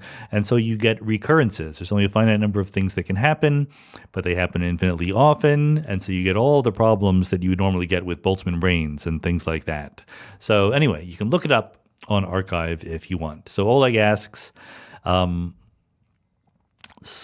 also recently read another paper, the Bordet-Guth-Vilenkin theorem in extended de Sitter spaces, which, if I understand correctly, states that the universe is geodesically complete, i.e. had to have a beginning. I wonder whether there's a contradiction here between these models, or are they compatible? So I'm using this. I have not read this paper that Oleg is pointing to, the Bordet-Guth-Vilenkin theorem in extended de Sitter spaces, but I'll use it as an excuse to talk about the Bordet-Guth-Vilenkin theorem in general. Bordet, Guth, and Vilenkin are top-notch theoretical cosmologists. You should believe what they say. But what they do is they prove a theorem about certain kinds of classical spacetime. And all the words here matter. They make some assumptions. They say, if the following things are true, then the following things follow. And the thing that they're proving a theorem about is classical spacetime. Now, some people want to pretend that they're not proving a theorem about classical spacetime because when you think about the difference between quantum mechanics and classical mechanics, there's two differences. There's many differences, but two are relevant here. One is that you are talking about a different kind of thing, right? If you have a point particle in classical mechanics that has a location and a momentum, and that's its state, and you can predict its future. If you're doing quantum mechanics, you're talking about a wave function of that particle. That's a completely different kind of thing. Likewise, if you're doing gravity, you have classical spacetime. If you do quantum gravity, you have a wave function of spacetime, a completely different kind of thing. That second ingredient is you have specific equations of motion that tell us how those things that you're studying evolve with time. Newton's equations or Hamilton's equations or the Euler-Lagrange equations, there's a separate set of equivalent ways of talking about classical equations of motion. And likewise, there is the Schrödinger equation or the Heisenberg equation of motion or the Feynman path integral. These are distinct equivalent ways of talking about the quantum motion. And the Bordet-Guth-Vilenkin do not assume classical equations of motion. So some people say, well, they're not really doing classical spacetime. But the spacetime is completely classical. They've thrown out the equations. They're not assuming any certain equations about it, but they're still looking at classical spacetime. And what they're saying is certain kinds of classical spacetime, under certain assumptions, have a singularity in the past. So what do we learn from saying that. Can we say that the universe therefore had a beginning? No, of course not. There's no version of the Bordet-Guth-Vilenkin theorem that implies the universe had a beginning. I'm not sure how to say this more clearly, for two obvious reasons. Number one, their assumptions might be wrong. There are plenty of examples on the market of universes that don't have a beginning, models of universes that don't have a beginning. They're all completely compatible with the Bordet-Guth-Vilenkin theorem because they don't fit the assumptions that it makes. But the second and more conceptually important thing is space-time is not a classical thing. We have quantum gravity. So you cannot possibly learn anything fundamentally necessarily true about the real world by looking at the Bordet-Guth-Vilenkin theorem or any of its generalizations. What you learn when you look at a theorem, whether it's Penrose's singularity theorems or the BGV theorem, is that there is a singularity in this classical space-time, and how to interpret that is to say that our understanding gives out. Our ability to think of space-time as classical ends at this point. It says nothing at all about the universe ending or coming into existence or having a beginning or anything like that. It's just about the applicability of the classical approximation. So, therefore, no, there's no incompatibility whatsoever. My paper on quantum mechanics was about quantum states that evolve eternally with time. That is completely compatible with anything that you might want to argue about classical spacetimes. I mean, the question is, does a certain model of quantum mechanics, that is to say a certain Hamiltonian, et cetera, reproduce this particular behavior or not? That I don't know, but there's no, in principle, incompatibility there. By the way, I said the BGV theorem is a perfectly respectable scientific theorem. If you look at who cites it in the literature, it's almost all religious people. It's almost all people arguing for the beginning of the universe because they want to prove the existence of God. Scientists know that it's an interesting theorem, but just not that central because the universe is fundamentally quantum, not classical. Craig Hooper says, what do people mean when they say the universe is infinite? Do you think it's infinite? I'm with Jan 11 in the we've never encountered any physical quantity that is infinite camp, so it seems unlikely to me that there is one quantity, like diameter or volume, that is the exception. Well, I don't know about that particular argument. We've never encountered any physical quantity that is infinite. How would you know whether you did? On the real number line, there's an infinite number of points between 0 and 1, but if you actually draw a line segment on a piece of paper in front of you, you can't tell whether there's some discretization and there's really only a finite number of points or whether there's an infinite number of points. So my attitude is, we let it be either way. We don't have any way of telling right now. I don't want to underplay the importance of the question. That's why I wrote this paper I was just talking about, because maybe you can help resolve some conceptual, mathematical, philosophical puzzles if you don't need to invoke infinity when you talk about the physical universe. And in quantum mechanics, standard quantum mechanics, you do need to invoke infinity. So I wrote a little paper saying, here's a version of quantum mechanics where you don't. But again, it's all toward the purpose of keeping an open mind about whether infinity really does exist or not. I just don't know. Giorgio says, the professor I work for to achieve my master's degree has high ambitions and a broad spectrum of knowledge. He chooses his students based on potential and their motivation, and he gives us complete freedom in our research. Do you also prefer this long leash approach with your students, or do you prefer a sort of more hand-holdy approach? Well, I think something in between. I'm not very hand-holdy, that is true, just because I'm stretched too thinly. I'm doing too many things. I'm working with several different students. I have a podcast that you might know about. I write books. I teach. I do various different things. So I am not the kind of advisor who is working on the student's problem just as hard as they are. I know that there are such advisors, and I admire them. But I just don't have time to do that. And I try to tell prospective students exactly that I'm very good at coming up with ideas.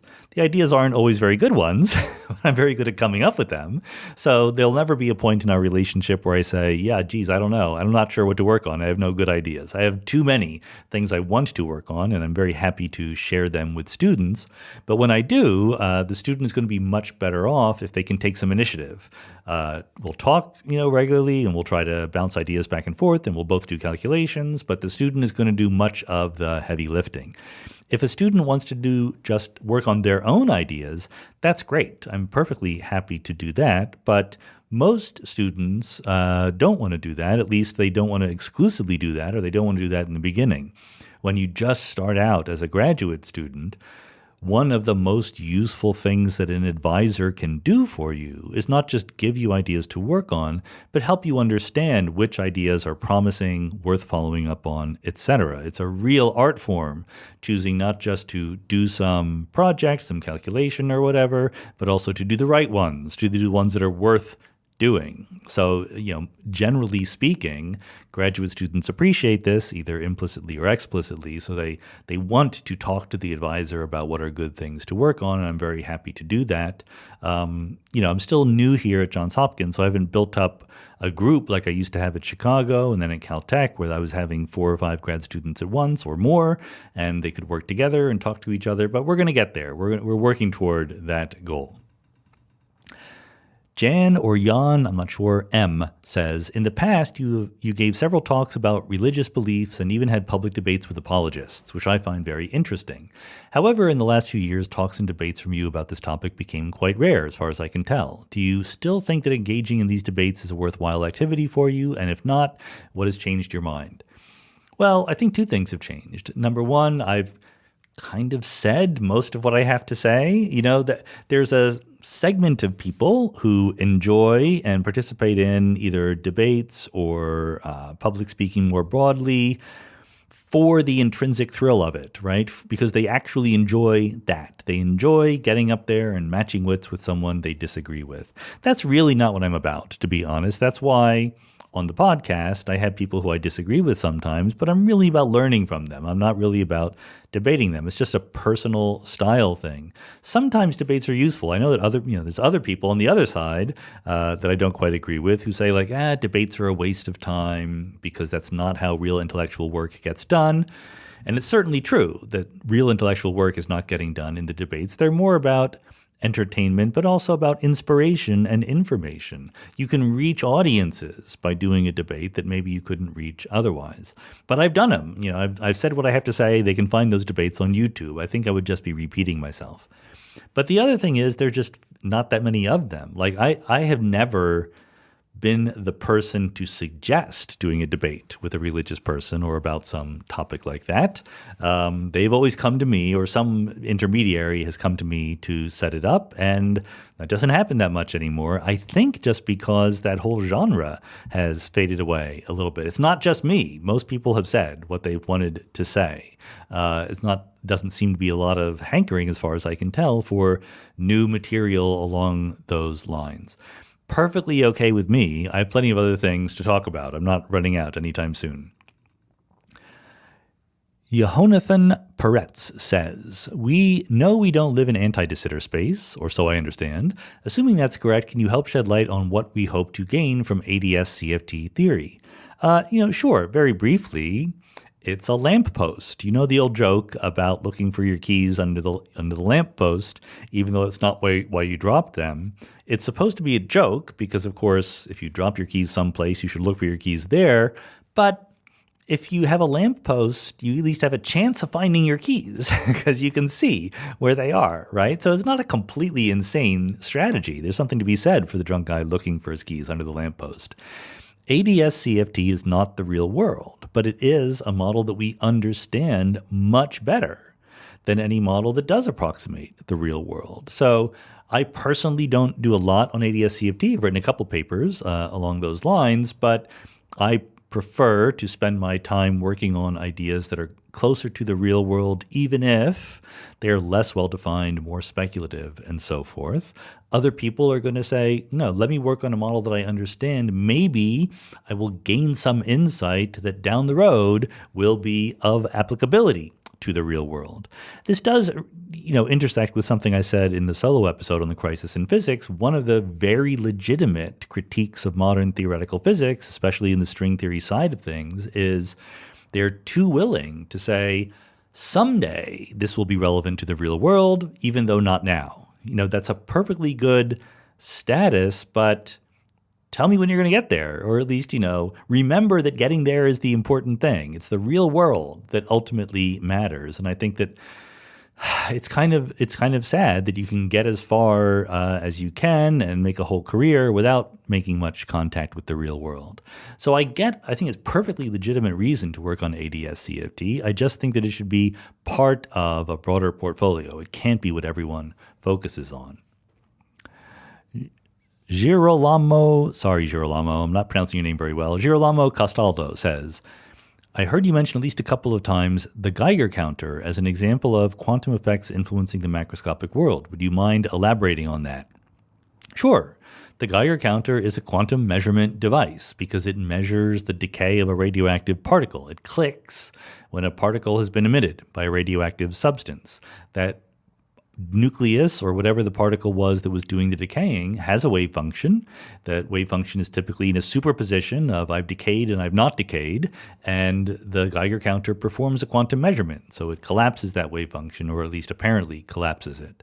And so if you do anything in response to what the Geiger counter is doing, then in some very real sense, you are responding to a measurement of a quantum state. You have amplified a quantum superposition to a real-life superposition. The real-life superposition is the Geiger counter clicked and it has not clicked, right? So that's why Schrödinger, when he invented the Schrödinger's cat thought experiment, had a Geiger counter-like thing as part of it. It's just a way of measuring a quantum system in a very straightforward, familiar way. Andrew Goldstein says, consequences of climate change continue outpacing computer-generated weather forecasts. Wouldn't computer models be more accurate if fudge factors were included to account for consistent underestimates? Well, I want to say yes and no here. I mean, the first thing I want to say, the zero thing is I'm not a climate scientist. I'm not going to second guess what they're doing. It's a very, very hard problem to work on, very nonlinear, many aspects coming in, and the measurements are hard to do, et cetera, et cetera. Okay, so you should really talk to a real climate scientist, not to me, about this. But there's two things going on. You're right that in the last few decades, the amount of temperature variation that we've seen, et cetera, has generally been more than was predicted by typical models. So there's two things that you can try to do. One is you can just say, okay, if every time that I try to make a prediction, the real result is 1.2 times the prediction that I'm going to make, I'm just going to multiply my prediction by 1.2 and make that my prediction. I get why you would want to do that. The problem is that these models aren't just best guesses. They're models. They're trying to actually model the underlying dynamics.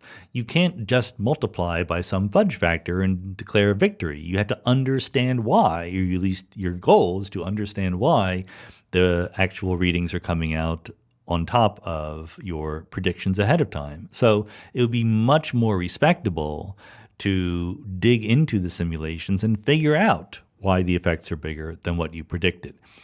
The other thing is, though, you might want to, as a policymaker rather than as a scientist, you might want to plan for the future, and then you might want to take into account that over the last several years or whatever, the models have been underestimating the effects.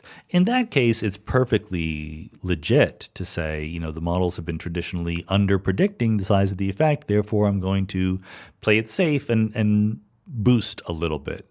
So I think it's the difference between being a modeler who's doing their best to understanding what all the effects are and to put them into their computer code or whatever and make the best prediction they can, versus a policymaker or a predictor of the future where you can be more phenomenological about it and say, well, given the track record so far, I'm going to predict the following thing in the future. There's no reason why you couldn't do both depending on what hat you are wearing at any one particular time. Bits Plus Adams says, was it a difficult decision to go onto the Joe Rogan show? Do you worry that having a reputable scientist like yourself on the program casts a halo over other less reputable guests? Is the audience reach too good to pass up?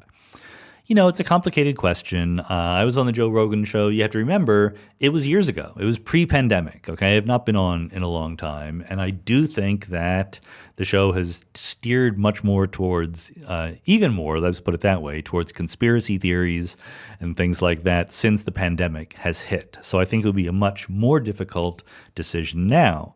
But in general, even if that's true, it's still a difficult decision. It's not. It's a little bit easy to be overly moralistic about it, but I think that there's a lot of factors that should go into thinking about something like this. One is it's really important to reach audiences that you can't otherwise reach. It's not just the audience is big, it's that it's a different audience. And if you say, well, they're just hearing from all these crackpots, if you're really on the side of these people who are listening, getting the best information, shouldn't some good people go on too? I don't know. I mean, I'm just raising the issue. I'm not giving you the answer because I do think that, you can also lend your credibility to an operation if it's not clear what is going on. But maybe you can combat that by being very clear where you stand. When I was on Rogan, we talked about pretty straightforward questions about quantum mechanics and things like that. Nothing controversial or conspiracy centered. If I ever went on again, I think that I would. Which I don't know. I've not been invited. I'm not contemplating it anytime soon, so it's completely hypothetical, but I would absolutely want to talk about what I consider to be an anti-science attitude in the conspiracy theories, the anti-vaccination stances, things like that we've seen on the show since then. Having said that, I'm not a listener of the show, so maybe there's a whole bunch of things going on that I'm just not aware of.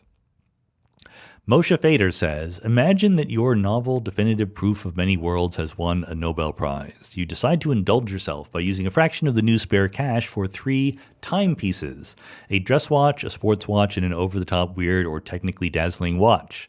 Which 3 watches do you pick and why? Oh, this is a good question because it's never going to happen. I am neither the Nobel Prize nor the spending all that money on watches. I am a fan of mechanical wristwatches. This is an outgrowth of the first trade book that I wrote, From Eternity to Here, about the arrow of time, where when you write your first book, you never know whether you're going to write another one, so you try to pack everything in. So I tried to talk a little bit about everything having to do with the idea of time in one book, which that's a lot of stuff. So there's a lot of stuff in the book. And I discovered I hadn't really followed the whole thing. Many people haven't. But, the idea of making a functioning wristwatch is quite a technological challenge, right? There's the whole longitude issue that was the subject of prizes back in the day of sailing and so forth. And John Harrison eventually won the prize. So a mechanical wristwatch, that is to say, not a quartz battery-powered wristwatch, but a little machine with gears and springs and things like that accurately keeps time, is quite a marvelous kind of thing. And when you dig into it, you realize there's a lot of history and artisanship going on. And plus, there's this whole historical event called the quartz crisis, where, like in the 1950s, the only watches were mechanical watches, and they figured out how to make quartz wristwatches. And basically the whole Swiss mechanical watch industry essentially collapsed.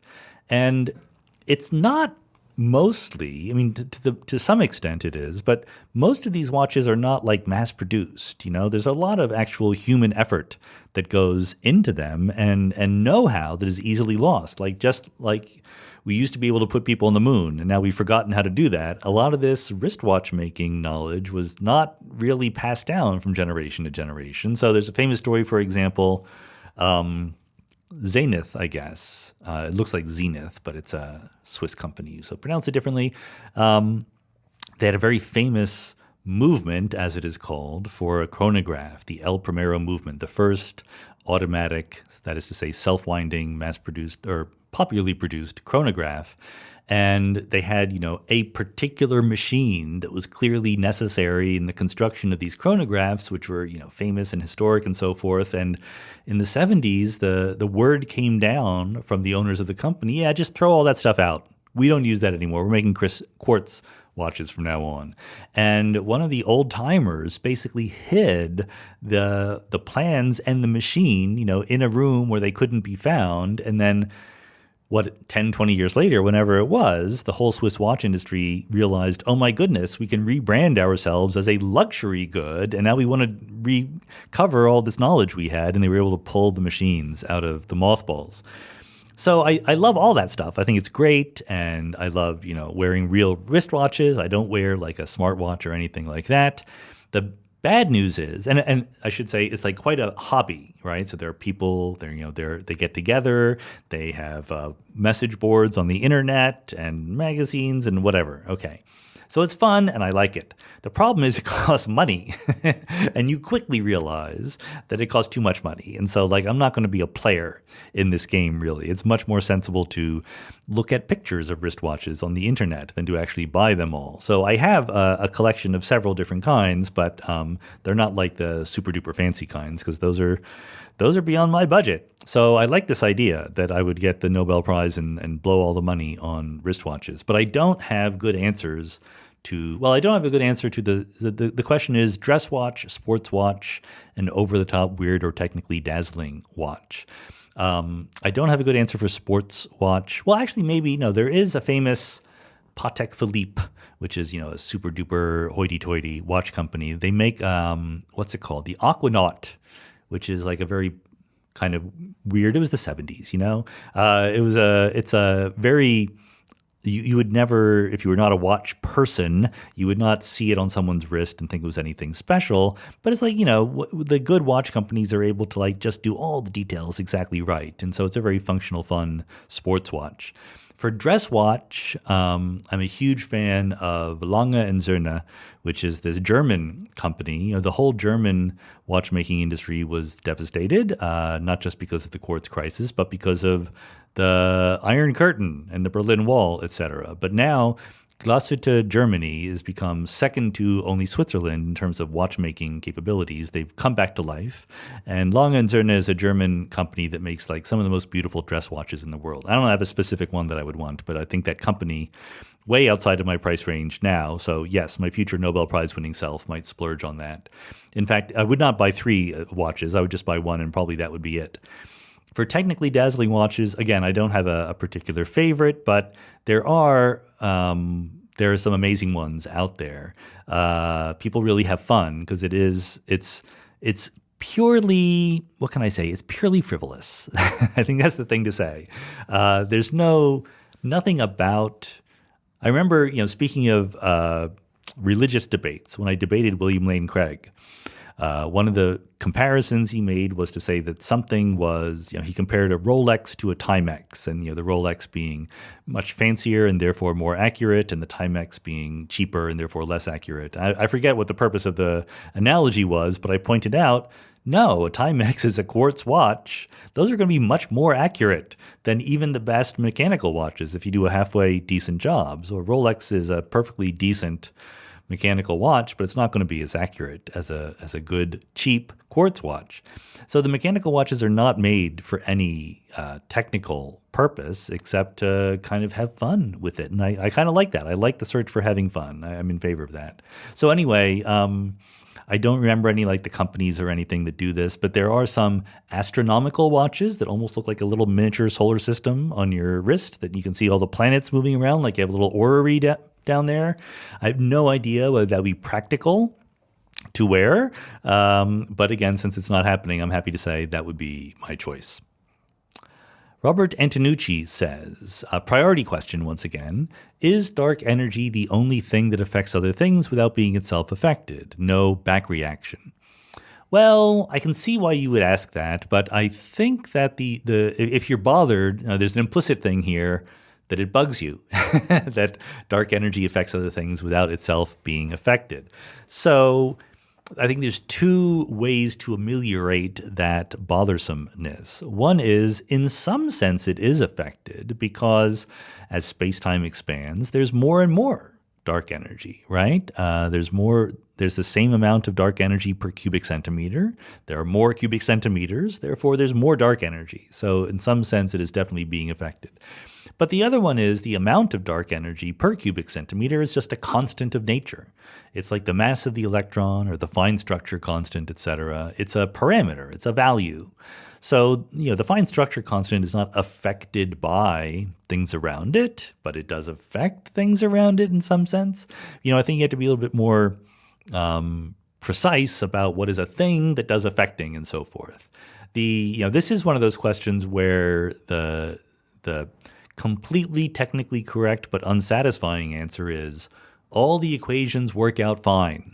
If you write down the theory of quantum gravity, in the weak energy regime with the standard model of particle physics, with some cosmological constant, with some dark energy, everything works out fine. Energy conservation is obeyed in the covariant sense, that is to say, in the sense of expanding space-time, etc. There's nothing weird or special about the dark energy. It's just the same kind of thing you see elsewhere in the equations of motion of the universe, except it's a constant rather than a variable.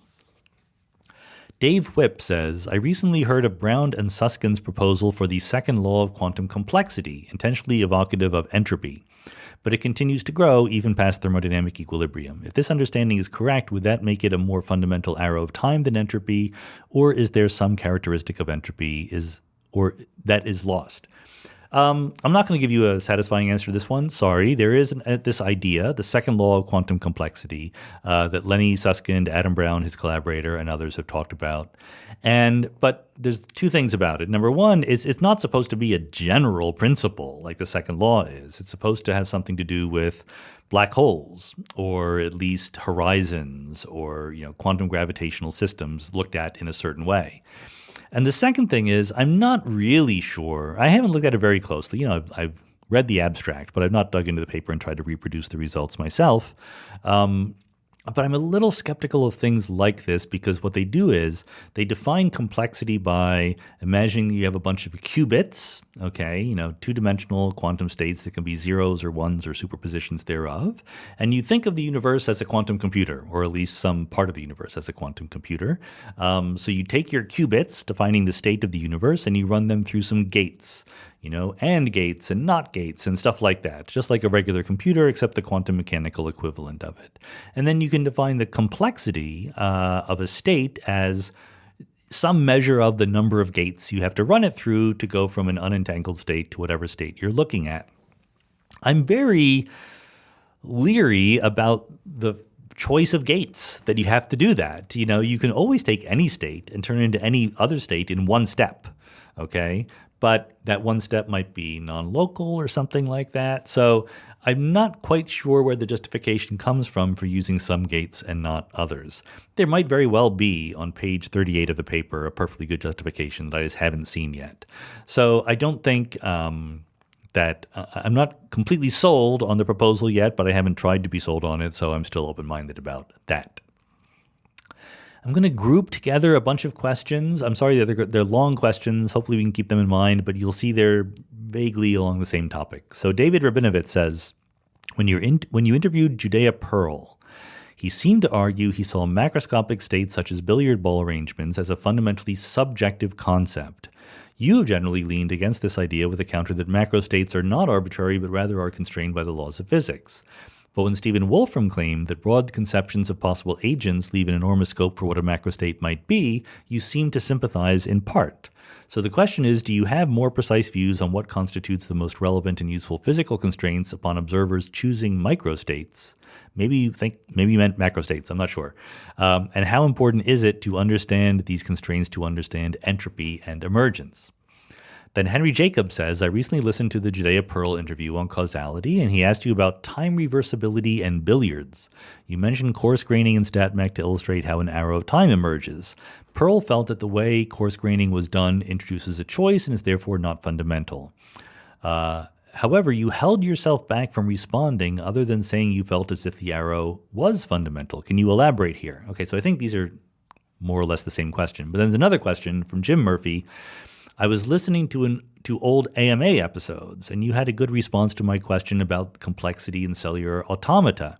You explained that the automata would need to start with some low entropy state in order to see complexity emerge. What's interesting is that, for any particular set of rules, the states that constitute low entropy may look very different. Has anyone done research into determining the entropy of different states for various CA rule sets, or should I start this research fresh? So, okay, maybe the third question is sufficiently different. I should address the first two first. The general idea, in case you're lost by the questions, is that when we talk about entropy, it's always a macroscopic, I'm thinking classical entropy, not quantum mechanical entanglement entropy or anything like that. But classically, entropy is a macroscopic, coarse-grained idea.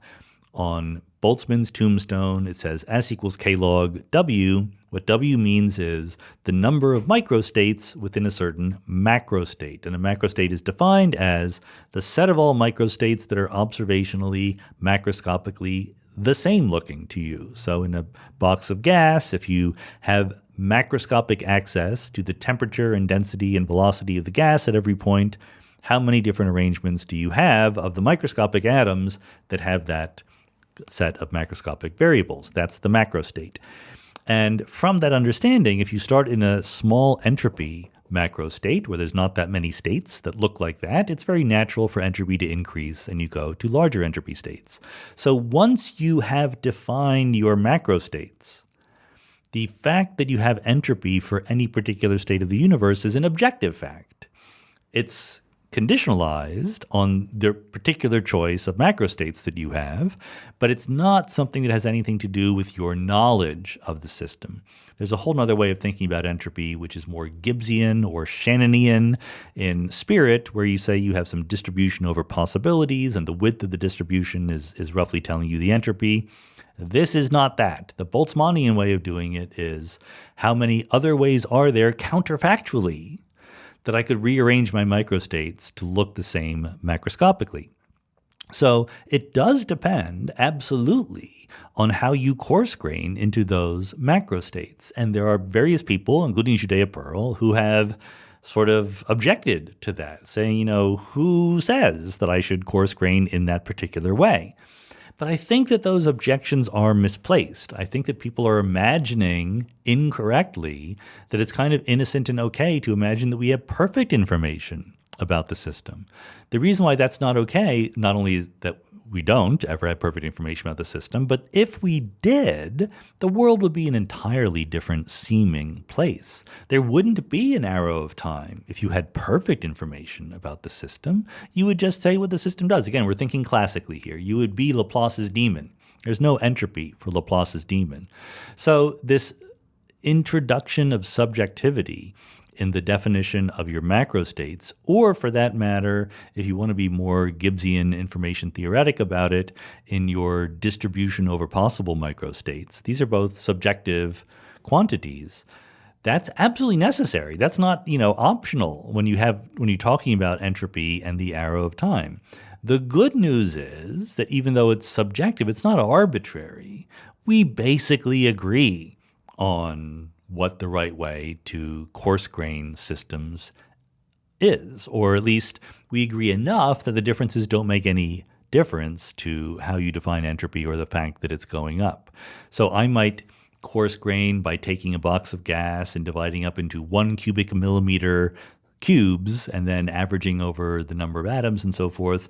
And you might divide it up into 1 cubic centimeter cubes and do the same thing. So we have a different coarse graining, but they're completely compatible with each other, right? Why do we all agree on how to do it? Because again, we define our macrostates by what we can observe about the system. Things like temperature and velocity and pressure and density are things that we can observe with a measuring apparatus. Even if we don't actually do it, we could do it. Whereas the position and velocity of every individual atom is not something that we can observe even in principle. So I think that, this is something that people who want to help themselves to perfect microscopic information about the world have to get over. You can't do that. You don't have that information, and it's crucially important that you don't have that information. That is really where the arrow of time comes from. So I think that answers at least as much as I can do for the first two questions. For the third question, maybe I shouldn't have lumped this question in. Sorry about that, Jim. But the question is, has anyone done research into determining the entropy of different states for various cellular automata rule sets? So I think this is a different thing because now we're talking about cellular automata rather than statistical mechanics. And there is a huge, huge difference between the two because the whole thing about statistical mechanics in classical physics is the microscopic rules of engagement are perfectly reversible. That is what allows for the existence of Laplace's demon, etc., who from the current information about the world can perceive both the future and the past. The typical cellular automata that people talk about aren't irreversible, even at the microscopic level. So you don't need to start in a special state necessarily to see complexity emerge. It's an open question. It depends on the kind of cellular automaton you're working on. So in the microscopically reversible case, because information is conserved, at the micro level, no new complexity can ever arise that wasn't implicit in the state all along. Whereas in the cellular automata, irreversible case, you can start with just not only low entropy, but almost no information in the initial state, and it can evolve into a very high information density state. That can't happen in classical mechanics, but it can happen in cellular automata. So it's just a very different question. I'm not giving you the answer to the question because I'm not quite sure what it is, but it's a very different kind of setup with, therefore, different approaches are going to be necessary. John Stout says, I recently bought David Albert's book, Time and Chance. I also bought The Probability Map of the Universe essays on David Albert's Time and Chance. The latter makes reference to your book, From Eternity to Here. Yes, and in fact, I think I have an essay in that book, so I hope that there's more than just my book appearing there. I think my name appears in there. Anyway, John goes on. The latter makes reference to your, can you provide some context around this issue of the arrow of time and what the disagreements are, or alternative theories, what the alternative theories are in terms of the arrow of time if not driven by entropy? You know, in principle, one could imagine that our current best theories of fundamental physics are very wrong. I say that because our current best theories of fundamental physics are fundamentally reversible at the microscopic level, as we just talked about. Macroscopically, we see a world where there's lots of irreversible things happening. Ice cubes melting into water, breaking eggs, what have you, mixing cream into coffee. And we have a very good reconciliation of those two facts based on the fact that we're coarse-graining and we have entropy and the entropy started low, etc. There's a set of people, and Tim Alden might actually count himself among them, who think that actually the fundamental laws are just not reversible, that there just is an arrow of time built in.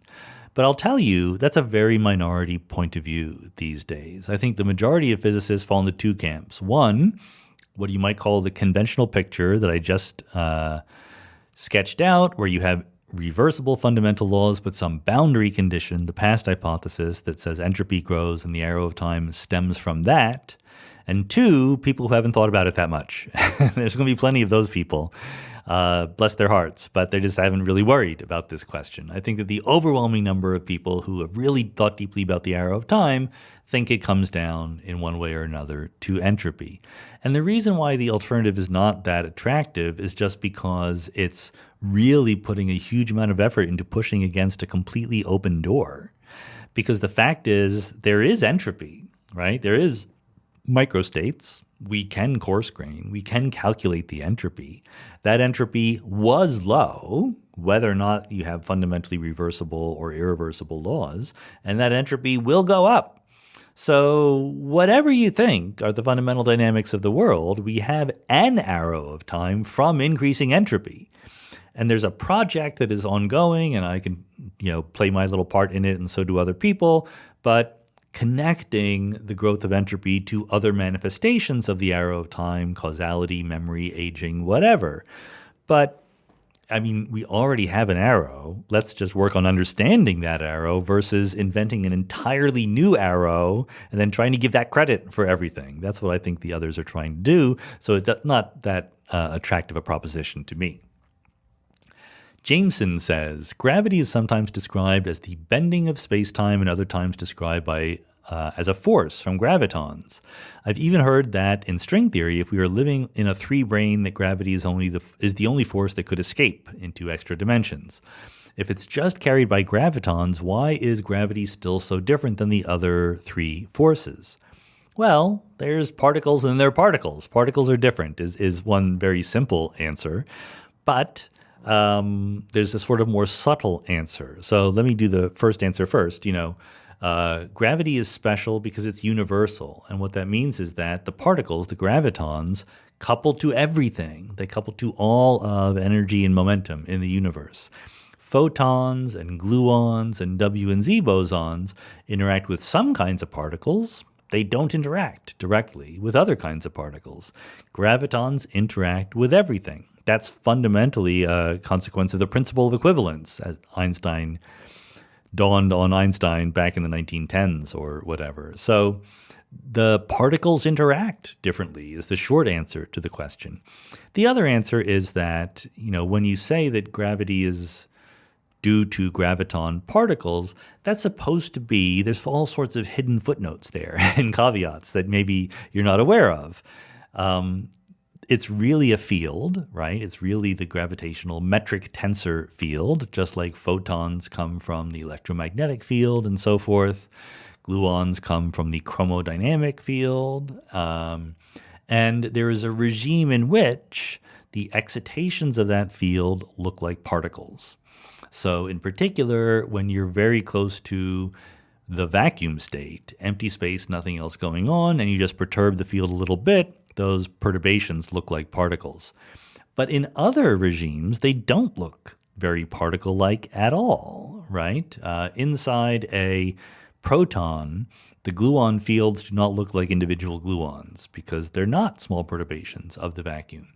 And maybe in a black hole near the singularity, there's really no regime in which the gravitational field looks like a collection of gravitons. So the particle language is a little bit less general than the field language. And the particular way that the fields work in general relativity, of course, is the very shape of space-time itself. That's the explanation in Einstein's way of thinking about it for why gravity is universal and couples to everything, as opposed to other forces which are fields living within space-time rather than fields defining a feature of space-time itself. So the gluon fields, the electromagnetic fields, and so forth are allowed to interact with some particles and not others. Gravity has to interact with everything. Frederick Apollo says, why do particles decay into other particles? Is it really just the second law? Well, it's not just the second law, but the second law is absolutely involved. In particle physics, any interaction, like let's say you have a muon, and muons can decay into electrons and a neutrino-antineutrino pair. That is an allowed interaction in particle physics. The reverse interaction is always allowed. You can always imagine taking an electron, a neutrino, and an antineutrino, pointing them exactly at each other in exactly the right way to make a muon, at least temporarily. But as you might guess, it's harder to do that. And in fact, it is just a little toy version of unmixing the cream from the coffee or unbreaking the egg.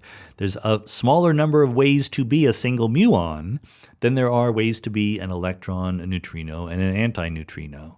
So it's not, the second law is not the explanation for why particles decay into other particles, period, but it's the explanation for why that's a much more common event than several particles coming together to make a small number of particles. David Maxwell says, my favorite modern sci-fi is called Bobiverse. It tells of a near-future IT engineer who pays to have his brain frozen on death but wakes up much later as the sentience of a von Neumann probe able to harvest resources with drones, 3D print anything, and replicate himself. He cannot travel or communicate faster than light, but he does have fusion engines. Being artificial, he's also able to live at any speed he chooses and meet with other Bobs in real time, etc., etc. His choices are around time and resources, replicate, civilize, or explore. Would you choose this option for life after death? And how do you think you might prioritize your choices very broadly? Would you be more an explorer, a world builder, or a multitude?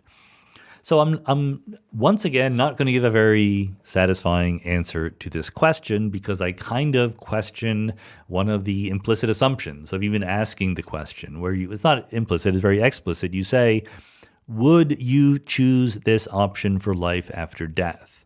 So I think that I would no longer exist. There's no sense in which I can continue my life as a von Neumann probe. And there's a philosophical point here that we talked about with Katie Elliott a little bit. I think that, and we talked about with David Albert also when I talked with him about, Captain Kirk and things like that. Strictly speaking, why do you think you're the same person that you were 5 minutes or 5 years ago?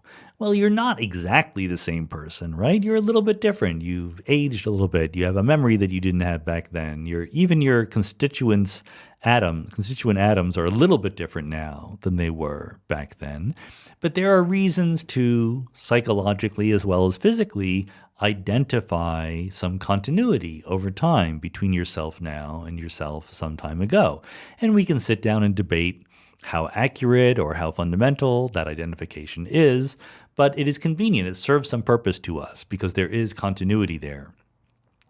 This kind of thought experiment, which I'm not arguing against this kind of thought experiment, it's a lot of fun, by all means. Let's contemplate it.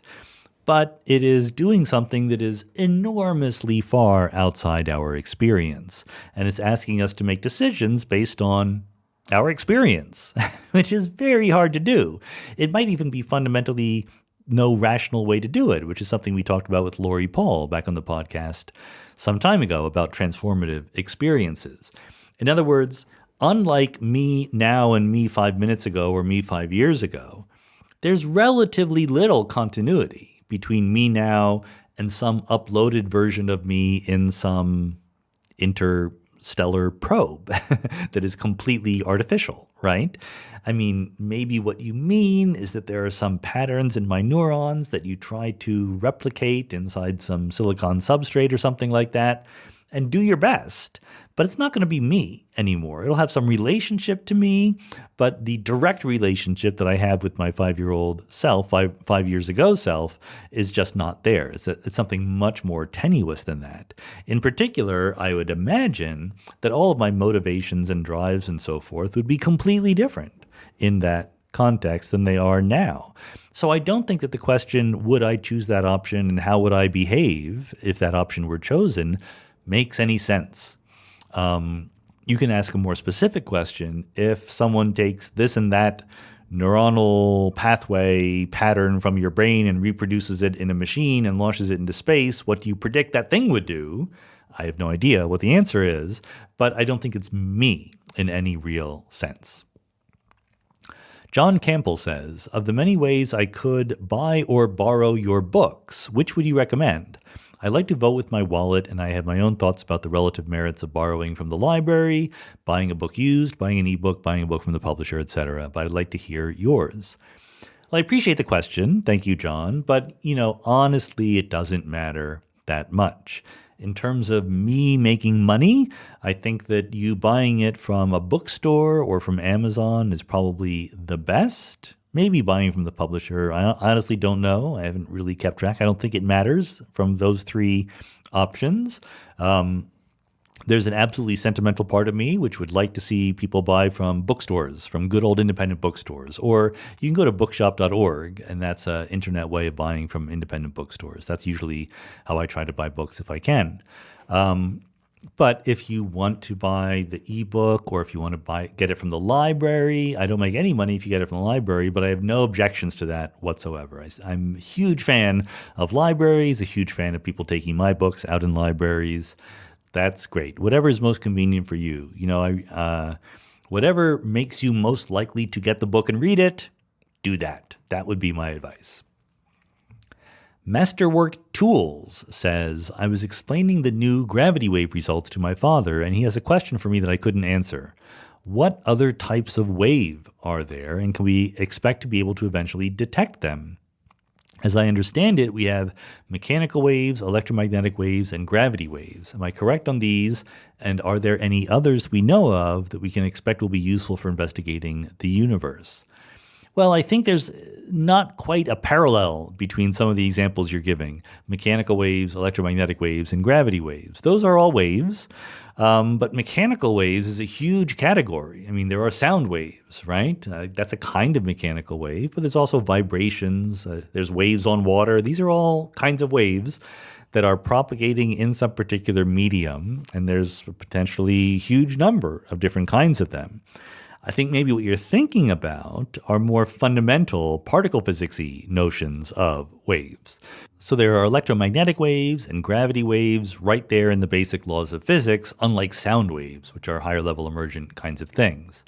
So if what you're asking is, are there other kinds of fundamental waves that we might measure astrophysically, the short answer is no. It does depend on whether or not you count matter particles as well as force-carrying particles, right? Like in some sense, because of quantum mechanics, when you detect cosmic rays or neutrinos or high-energy electrons or whatever from space, those are kind of wavy in some sense because of quantum mechanics, but they're what we call fermions in physics. So they're actually particle-like waves. You cannot pile them on top of each other to make bigger and bigger waves like you can with electromagnetic waves and gravitational waves.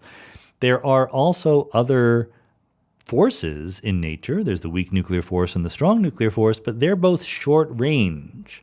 So electromagnetism and gravity are the only two fundamental force-carrying waves that are long range and can therefore propagate over astrophysical distances. At least those are the only ones we know of. We have zero reason to expect there are any others besides that, but they could be there, right? That's the job of theoretical physicists to invent models in which that's the case. I've done it myself, so I think it's a respectable thing to do. But short answer to your question, in terms of wave-like things that we might find by doing astrophysics, it's one version or another of electromagnetism and gravity. Chris Murray says, it is said that barring proton decay, quantum tunneling will eventually turn black dwarfs into iron stars, then into black holes. It's been pointed out that such a black hole would come from a small fraction of the iron star, which then swallows the rest, since quantum tunneling is overwhelmingly more likely to form a smaller black hole before a larger one. But doesn't this mean there would be an abundance of the very smallest black holes first, some being on the surface, whose instant evaporation would gradually eat away the whole star before any long-lasting black hole could be formed? I'm not sure who is saying these things. You keep saying it is said that. I'm not sure who is saying that and pointing it out. This is a true-ish kind of scenario, but weirdly specific. It's weirdly specific because it's a thing that can happen, but other things can happen also. It's much more likely that stars or planets fall into big black holes than that they quantum tunnel into being black holes in their own right. But it could happen. But when it happens, so you're correct, I think, that when there's a quantum tunneling event that makes a new black hole, that black hole is going to be very small. But it will eat, right? It will accrete other things, or it will just evaporate away right away. It's very possible it evaporates away right away, in which case it's just not there anymore. But if it's big enough that it can survive by growing, by eating, then it will generally eat up whatever star or planet it's in long, long before that star or planet has a chance to quantum tunnel into another black hole. So there's no regime that I know about where you will accumulate many small quantum tunnel black holes before the whole thing just collapses to one big black hole. Gregory Kusnik says, if you were education emperor, how would you reform college admissions policies? Yeah, I'm not going to be education emperor anytime soon. I'm not quite sure who counts as that. It's not something that I put a tremendous amount of thought into, very honestly. I do have vague feelings about it. I think that we stress it too much, college admissions. I think that the undergraduate college experience is just not nearly as affected. Well, sorry, I should say this. The educational side of the undergraduate college experience is not nearly as affected by where you go as parents and high school students tend to think it is. I was a grad student at Harvard. I know plenty of undergraduates who did not get a great education while they were there at Harvard because they chose to focus on doing other things. I was an undergraduate at Villanova, and I know that there were students there who got a wonderful education. As long as you're at a relatively good school and you put in the effort as the student, you can absolutely get a wonderful education almost anywhere. There are slight differences that can be very important. For example, I definitely suffered as a Villanova undergraduate from not having a graduate program in physics that I could sort of sneak into. Most undergraduates who want to grow up to go to grad school, if they're at a place that already has a graduate program, then they will take some classes ahead of time. It helps preparation and things like that. But that's a very specific thing. If you want to eventually go to grad school, it helps you to go to an undergraduate school that has a grad school there. It's not necessary. If you're at a smaller school, you can get more attention. So, there's pluses and minuses. But the idea that, you have to go to the top school to get a good education, I think is entirely wrong. In fact, it's very often the case that the top schools are the ones where, well, again, this is not necessarily a correlation, but there's plenty of professors at top schools who are not really interested in undergraduate education.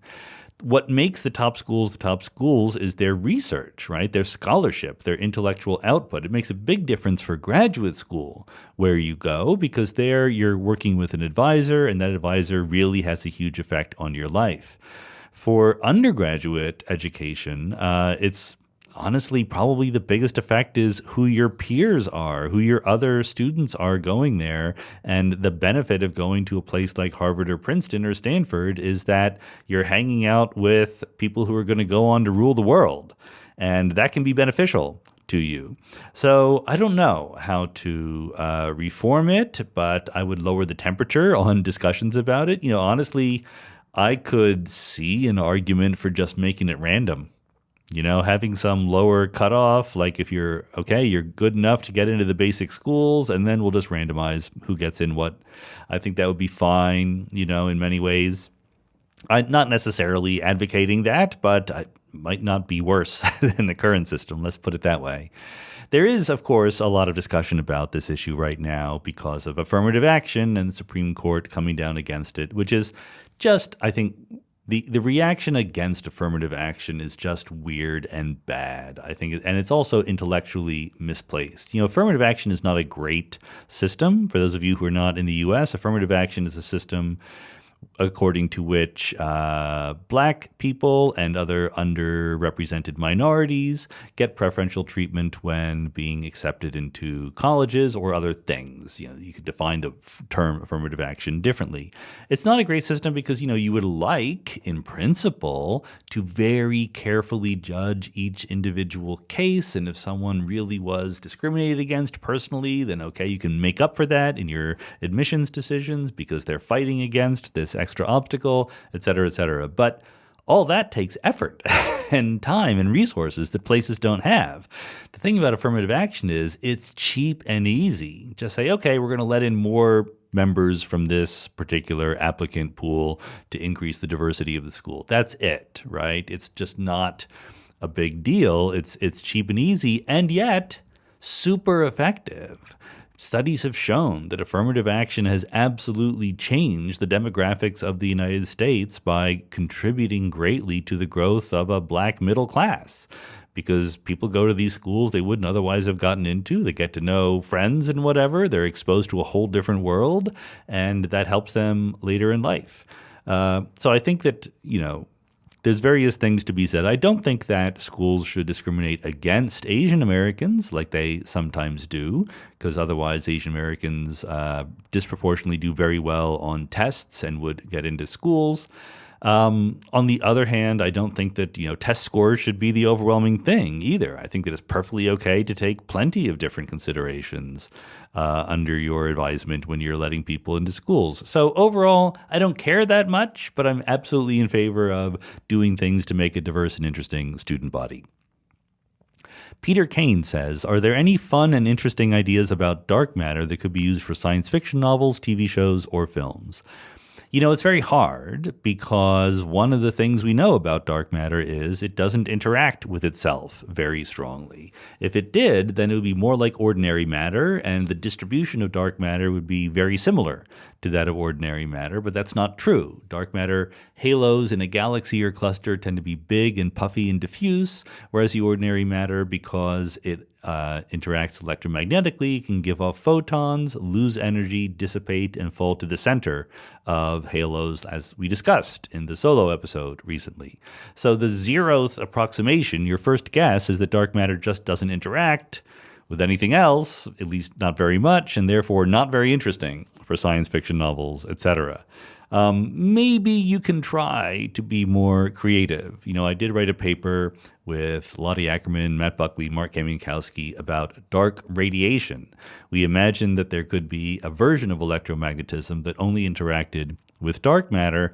And once that's true, and we show that it is allowed, at least it seems to be allowed, so you can then imagine dark atoms, dark chemistry, dark molecules, etc. But it has to be different than ordinary matter because of just what I said, because the dynamics of dark matter are different. So I'm not sure if there's a regime where you can do interesting things like that. But that would still be, the dynamics of things going on in the dark matter by itself, not interacting with ordinary matter. If dark matter interacted noticeably with ordinary matter, we would have detected it a long time ago. So in terms of being useful to we people made of ordinary matter, I don't really see how dark matter can be very helpful. Simon Carter says, I was beginning to be convinced by Tim Malden's argument for pilot waves, but in the reflections you mentioned that making it compatible with quantum field theory is a hurdle too far. Could you expand on that, please? I can't expand very much for the reasons that I've said earlier, that I have not actually dug into the details about these alternatives to Everettian quantum mechanics. But there's a difference in philosophy here, okay? In Bohmian mechanics, pilot wave theories, they were first developed in the context of non-relativistic quantum mechanics of point particles. And the motto was, why do you see wave-like behavior sometime and particle-like behavior sometimes in quantum mechanics? In pilot wave theories, the answer is because there are both waves and particles, right? And that seems good. But then you realize, well, actually, in modern physics, the world isn't made of particles. The particles are just quantized excitations of fields. So now what do you do? And the Bohmian people don't agree yet on what to do. There are different strategies going on. The point is that one way or another, you need quantum wave functions and something else, and some hidden variables. So constructing a quantum theory in Bohmian mechanics is more difficult than doing so in Everettian quantum mechanics because it's more complicated. There are more ingredients and more equations. So there are choices you need to make, things you need to think about, and quantum field theory doesn't naturally fit in. Maybe you can squeeze it in some way. Whereas with Everett, you just tell me what the Hamiltonian is, which runs the dynamics, and you're done. That's all you got to do. Everything else is supposed to follow from that underlying equation. And the same thing goes true, but even more when you get to something like quantum gravity, where you're not going to assume ahead of time there is anything called the metric tensor. It might be emergent and so forth. So again, for Everett, this is all plug and play. It's all very easy. Every time you invent a new kind of quantum theory, you have to reinvent your pilot wave theory, but you don't have to do that in many worlds. One of the reasons why it's so much more attractive. Proitos says, I read Thomas Hertog's book thanks to your recent podcast. Thomas admits in the book that Stephen Hawking's favorite technique of rotating time into an imaginary direction to create Euclidean quantum gravity has long been dismissed as a Cambridge eccentricity. There's a difference between mathematical calculational tools like Wick rotation and Stephen's belief that imaginary time is in some sense physically real. How do other professionals view Euclidean quantum gravity as nothing more than a dubious parlor trick?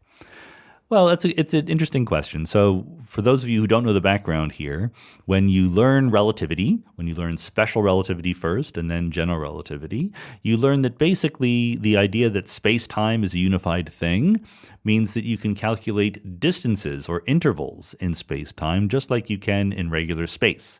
And in regular space, if you have x, y, z coordinates, you use Pythagoras' theorem to do that. X squared plus y squared plus z squared equals the distance squared, okay? The difference is in space-time that you do the same thing with not only space but also time, so it's t, x, y, z.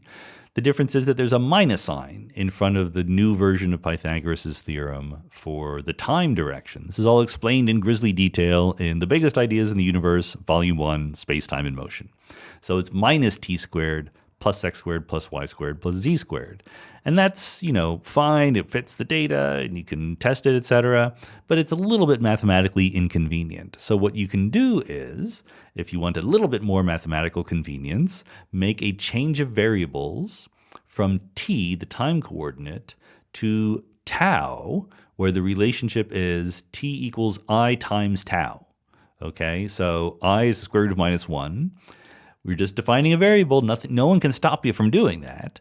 But in terms of tau, which is minus I times t, if you want to put it that way, minus t squared is plus tau squared, right? So in terms of the tau coordinate, the metric, the distance, is plus tau squared plus x squared plus y squared plus z squared. That's a Euclidean kind of metric, which is why we call it Euclidean space, or when we do gravity, Euclidean quantum gravity.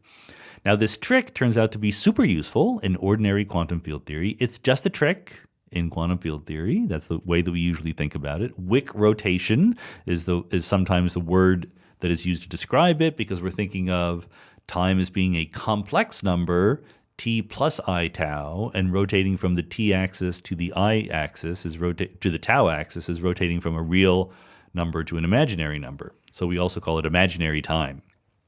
And it doesn't make that much of a conceptual difference in quantum field theory. It makes a big conceptual difference in gravity, because you're integrating over the space of all possible metrics, and now these metrics are Euclidean metrics rather than space-time metrics. So you guess or posit that the answer is the same, that it doesn't matter whether you integrate over Euclidean metrics or Lorentzian metrics, as we say, space-time metrics. Nobody really knows for sure, but it's certainly easier to deal with the Euclidean calculation, so you cross your fingers and you hope it works. That is kind of half of the particular program that Hawking and others have called Euclidean quantum gravity. Half of it is this rotation from real time to imaginary time, but the other half is in the context of quantum cosmology, dramatically cutting down on the number of degrees of freedom that you're considering by just assuming that the universe is homogeneous and isotropic to start, right? So-called mini superspace models. And maybe then you perturb it a little bit by adding some perturbations on top of that. But you're still treating the metric as the fundamental thing, and it's not very holographic or emergent or anything like that. So I think that, people respect this tool very, very much as a tool for doing calculations. The Hartle-Hawking vacuum state in the quantum field theory version of this really just is the vacuum state, right? You just calculate a vacuum state, which is an interesting, useful thing to do. So I think that most people think that it has some use. I think that most people think that it's not going to be the definitive final way to construct a full theory of quantum gravity. Paul Hess says, if you could meet a well-versed philosopher from 100 years in our future, what would you ask them about? And do you think their answer would be any more valuable than asking a well-versed contemporary philosopher? I am trying to get at whether you feel that philosophy is an area that actually advances like physics does. Well, I absolutely think that philosophy advances. Whether it advances like physics does is a harder question, because it's a very different field. Physics is about creating models and fitting them to the data, right? And philosophy is not about that. Partly, sometimes that happens at the boundaries, of course, between physics and philosophy, but philosophy is about the conceptual, logical analysis of the underlying arguments, not about creating models and fitting them to the data. So it's a different kind of advancement. Obviously, in my mind, philosophy advances. If you've ever heard me say, thinking about morality, for example, well, you can consider consequentialist theories or deontological theories or virtue ethics theories, right? So there's a kind of a roadmap for different possibilities. As soon as you say those words, you are borrowing advances that were made by previous philosophers. Even if the advance is not of the form, here's the once and for all final answer, understanding the space of possibilities is absolutely an advance. Some areas of philosophy are more rigorous and logical, and you prove theorems in mathematical logic, for example, right? There's no question that, once you've proven some theorems, you've made a little bit of an advance. What I would want to ask a future philosopher, there's lots of questions I would like to ask. I would like to ask, what they're thinking these days about morality and ethics, meta-ethics and the grounding for ethics, the role of consciousness and AI and emergence and things like that. There's a whole bunch of things I would like to ask, not even to mention what I do for a living, the philosophy of cosmology and quantum mechanics and the arrow of time. There's a whole bunch of things I'd be very interested to see what philosophers have learned over the course of a century. Ned Grady says, in your most recent solo podcast, I heard gravity is non-local, along with some quick examples of the non-locality, e.g. black hole information. That's the first I've heard of it after listening to plenty of your podcasts. Can you explain in any more detail the examples and their consequences? Well, this is not something that is very well understood, let's be very clear, and it's a purely quantum gravity statement that gravity is non-local. Classically, gravity is perfectly local. It's a local field theory. And what that means is you have an equation of motion, Einstein's equation, that holds separately at every point in space-time. Okay, that's what it means. What happens at one point in space-time is being affected by its derivatives or its very, very nearest neighbors, not affected directly or immediately by things that are happening far away. In quantum mechanics, there's my personal point of view here, and there are things that are well recognized by others. In my personal point of view, locality is something that we need to explain why it's a good approximation at all, because quantum mechanics doesn't look local. It doesn't have space built into it, much less locality. You have to get that as an emergent thing. So to me, it's completely unsurprising that there might be some non-locality. The question is, what exactly is the kind of non-locality that arises?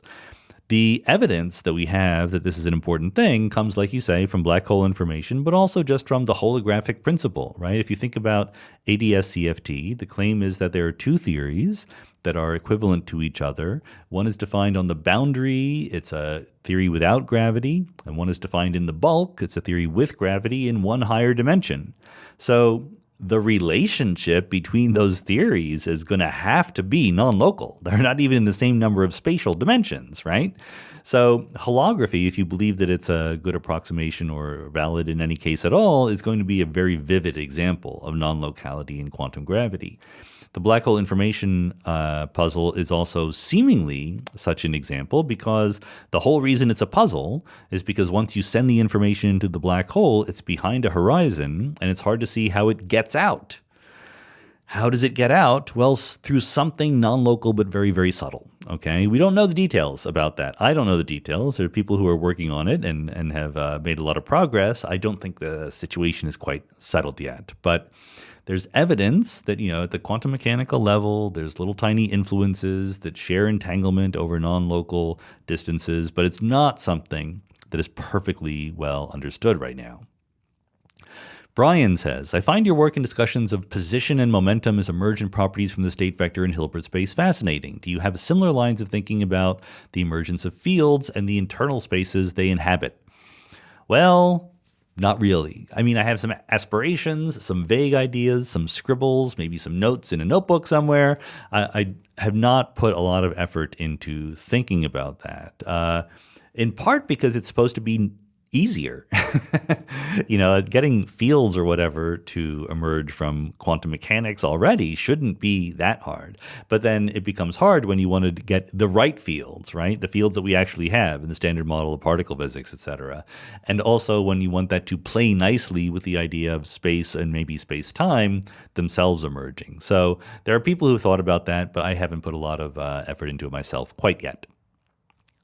Christopher Humble says, my question concerns Cormac McCarthy. Did your paths ever cross at the Santa Fe Institute? And if so, what were those conversations like? Also, more generally, can you talk about the interdisciplinary collaboration at the Institute and the kinds of conversations that go on?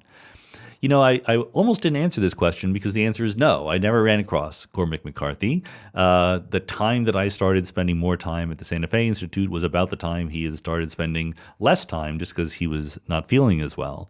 But when I was just there most recently, there was a little memorial celebration for Cormac McCarthy. And so I was there for that, and it did make an impression. He was a very big presence at the Institute. He had a lot to do with the physical design of the place. He had opinions. He helped redo the entire library. He donated wood for the stairs, from his farm and things like that. What was claimed, and I have no reason to doubt it, is that he never really liked Santa Fe. He was not a New Mexican. He was a Texan originally. And the reason why he moved to Santa Fe was to be close to the Santa Fe Institute and to interact with people there. If people don't know, his two most recent novels, his last two novels, The Passenger and Stella Maris, are very much based on conversations that Cormac McCarthy had with physicists, especially at the Santa Fe Institute. He helped SFI rewrite their, publicity materials, things like that. He would help people edit their books.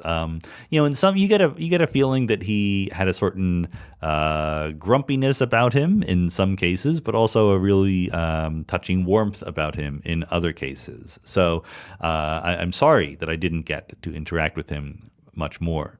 In terms of the interdisciplinary collaborations and conversations that go on, a lot of the effort or a lot of the secret to success at a place like SFI is just making sure the people you invite are into the spirit of the place right away. So, the thing about SFI is you go to lunch and everyone goes to lunch, it's served, and everyone sits in the same place, and you can sit down next to whoever you want.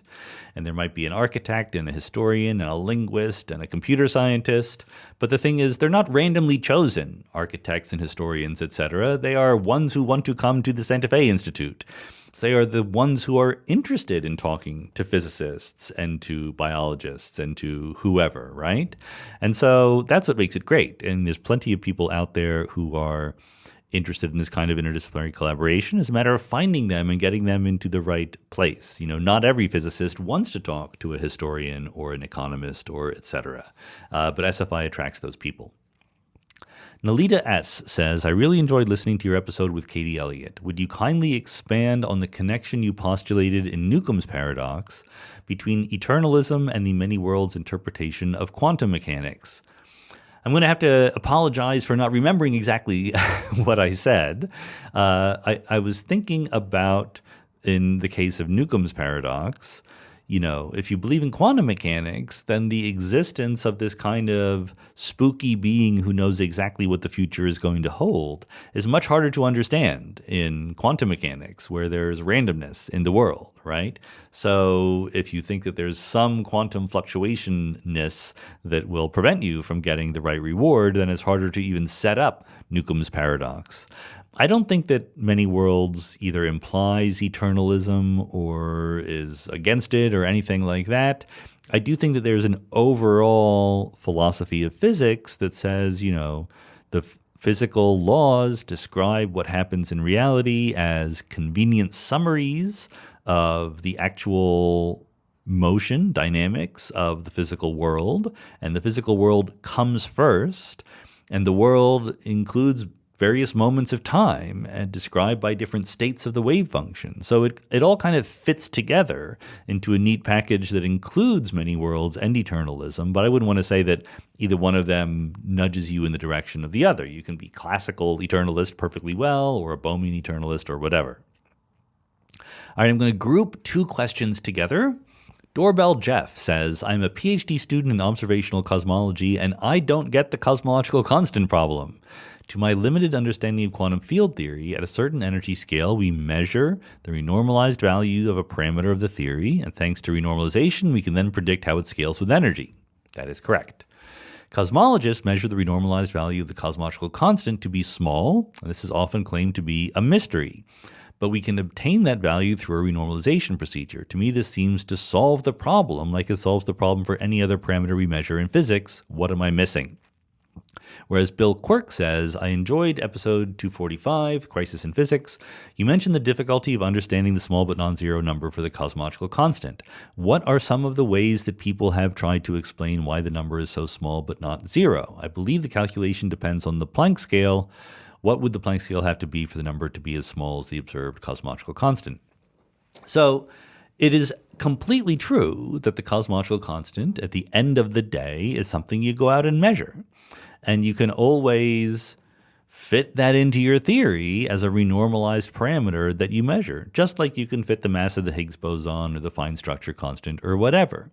That's not the mystery. There's no mathematical obstacle to just dealing with whatever cosmological constant you measure. The mystery is that the value of it seems unnatural to us. This whole procedure of renormalization is not just a way to fit the final answer into your calculations, but it also offers a natural scale for these answers to be at, especially when you have numbers that are dimensionful. They are compared to other numbers in some way, and there's a set of contributions that you add up. I think that the real impact of the cosmological constant problem comes from imagining that you treat it as the sum of many different contributions, right? So there's a vacuum energy in a different quantum field, but there's a separate contribution to the vacuum energy from the electromagnetic field and from the neutrino fields and from the quark fields and all these different fields, right? Some of these contributions are positive. Some of them are negative. There could even just be a classical bare contribution, right? And the mystery is, why in the world do all these positive and negative numbers add up to give you such a tiny number? That's the mystery. And, it is very important to emphasize that it is clearly a misunderstanding, right? So you can't be too adamant about what I just said, adding up all these contributions and getting the tiny number, as the right thing to do. It seems to be the right thing to do from our current understanding of effective quantum field theory, but it doesn't give you the right answer. So clearly something's wrong. That's easy. The hard part is, what is wrong? So to Bill's question, I don't have any good theories to explain why the cosmological constant is small. I've proposed a couple, but they're not great. I wouldn't say that they're on the right track. I will mention two ideas that are out there that may or may not develop into the right answer. The best idea we have right now is the anthropic principle, right? There are small numbers in physics, and the cosmological constant has this special property that it is small, but if it were bigger, we wouldn't be here to talk about it. Okay, it would not allow for the existence of galaxies and stars, etc. So therefore, if you have a multiverse with different values of the cosmological constant, you can account for its smallness by saying that we only see those regions in which the value is small. This was argued by Linde and Weinberg and others all the way back in the 80s, maybe even before that, who knows. So that's absolutely a possibility. It would be a sad possibility in the sense that it would remove the ability to create a clever theory that actually predicted the value of the cosmological constant. The other perspective, which Tom Banks and others have pushed for a while, and I'm actually quite fond of, is in the case of the cosmological constant, the entire paradigm of effective field theory is just not the right way to think about it. Tom has a paper, The Cosmological Constant, maybe with Willy Fischler, The Cosmological Constant as a boundary condition. And the idea is the following, that if you live in de Sitter space, which is the empty space solution to general relativity with a positive cosmological constant, then you have a horizon around us in all directions. It's sort of like we're in the center of the horizon rather than outside the horizon, as we would be in the case of a black hole. And there's an entropy associated with that horizon, and it's the area of the horizon in Planck units, just like the entropy of a black hole, calculated by Hawking way back when. And you can make the case that it's a high entropy state, so the dimensionality of Hilbert space is e to that entropy. So e to the 10 to the 122, roughly speaking, okay? So it's a very big number, the dimensionality of Hilbert space. But the point is, what Tom would say, and what I would completely agree with, is if that's the right way to think about it, that's not something you get by renormalizing a parameter in your effective field theory. That's the dimensionality of Hilbert space. That's just a fixed number. That's just given to you by God, okay? It's not the sum of various contributions. And then, so this doesn't solve the cosmological constant problem. It just says you're thinking about it in the wrong way. The cosmological constant is not supposed to be thought of under the rubric of effective field theory, okay? That doesn't tell you why it's so small, but it tells you that it's not the kind of thing you should think of as being the sum of many different contributions, some positive and some negative. Thomas Prunty says, I've heard you describe gauge theories a couple times, like in the Crisis in Physics episode, and while I think I understand the words, I'm still missing something. If all field configurations related by a gauge transformation are physically the same, then how can that transformation also generate a force which does not have real effects? It seems like a symmetry should keep things the same rather than generate something new. Yeah, so I think that there's an ingredient missing here, which is that the gauge transformation itself does not generate a force. What happens is you would like your theory to be invariant under gauge transformations, and that means you have to be able to compare what is going on at different locations in space. How have you rotated your axes in some charge space or color space or whatever at one point compared to another one? What that means, as you crank through the math and figure that out, means that you have to introduce another field. A field in addition to the electron or the quark and whatever you had, there has to be another field that helps you compare what is going on at one point in space to what's going on at another point in space. That field is called the connection field or the gauge potential. And how that field changes from place to place. If the field is constant, if the connection is just constant everywhere, then there is no force. Then there's no thing that is physically pulling particles together or pushing them apart. But that field contains energy, the connection field, if it has twists and turns in it. Those cost energy to make. And we call those twists and turns the electric field and the magnetic field. And so the force carrying fields are related to the changes through space-time of the connection field that helps you implement those gauge transformations. So it's not that the gauge symmetry itself gives rise to a force, but mathematically making it all work out introduces another field which gives rise to the force.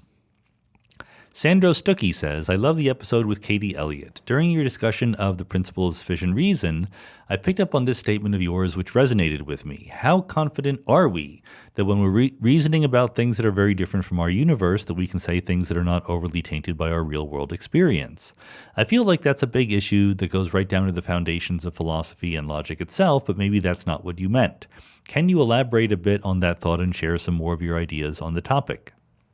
Well, I don't think I can give a once-and-for-all definitive answer to it, but I do agree with you, I think, that this is a central concern when you're doing philosophy or, for that matter, when you're doing science. We have certain intuitions, feelings about how the world works. We are not blank slates, we human beings, right?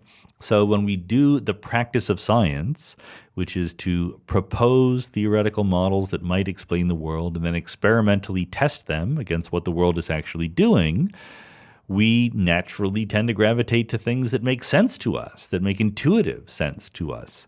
Sometimes the data or some other feature of the world is just so unmistakable, so impossible to miss that it pushes us away from our intuitions, like in relativity and quantum mechanics and so forth, even in natural selection in some ways. But other times it doesn't, or other times its influence is a little bit weaker, so we have to work harder. And there's no magic pill. There's no algorithm that says, here is how to avoid being tainted by your everyday experience of the single universe that you find yourself in. You have to work at it. So it's just a matter of, practice and concentration to be able to take a step back and say, like, okay, am I trying to force the universe into my preferences, or am I taking the universe on its own terms? Dirk Schmidhofer says, what is your sleep schedule, roughly hours per day? Do you take naps, or are you one of those people who only need 3 hours a night? I am not one of those people who only need 3 hours a night. I would love to get 8 hours a night. Probably it's more like 6 usually. Big fan of naps when I can get them. I can't always get them, especially after a big meal or something like that. But the sleep schedule changes around depending on what I'm doing, how I'm traveling, things like that. I'm just not a very organized person when it comes right down to it. I don't know whether that's useful information or not.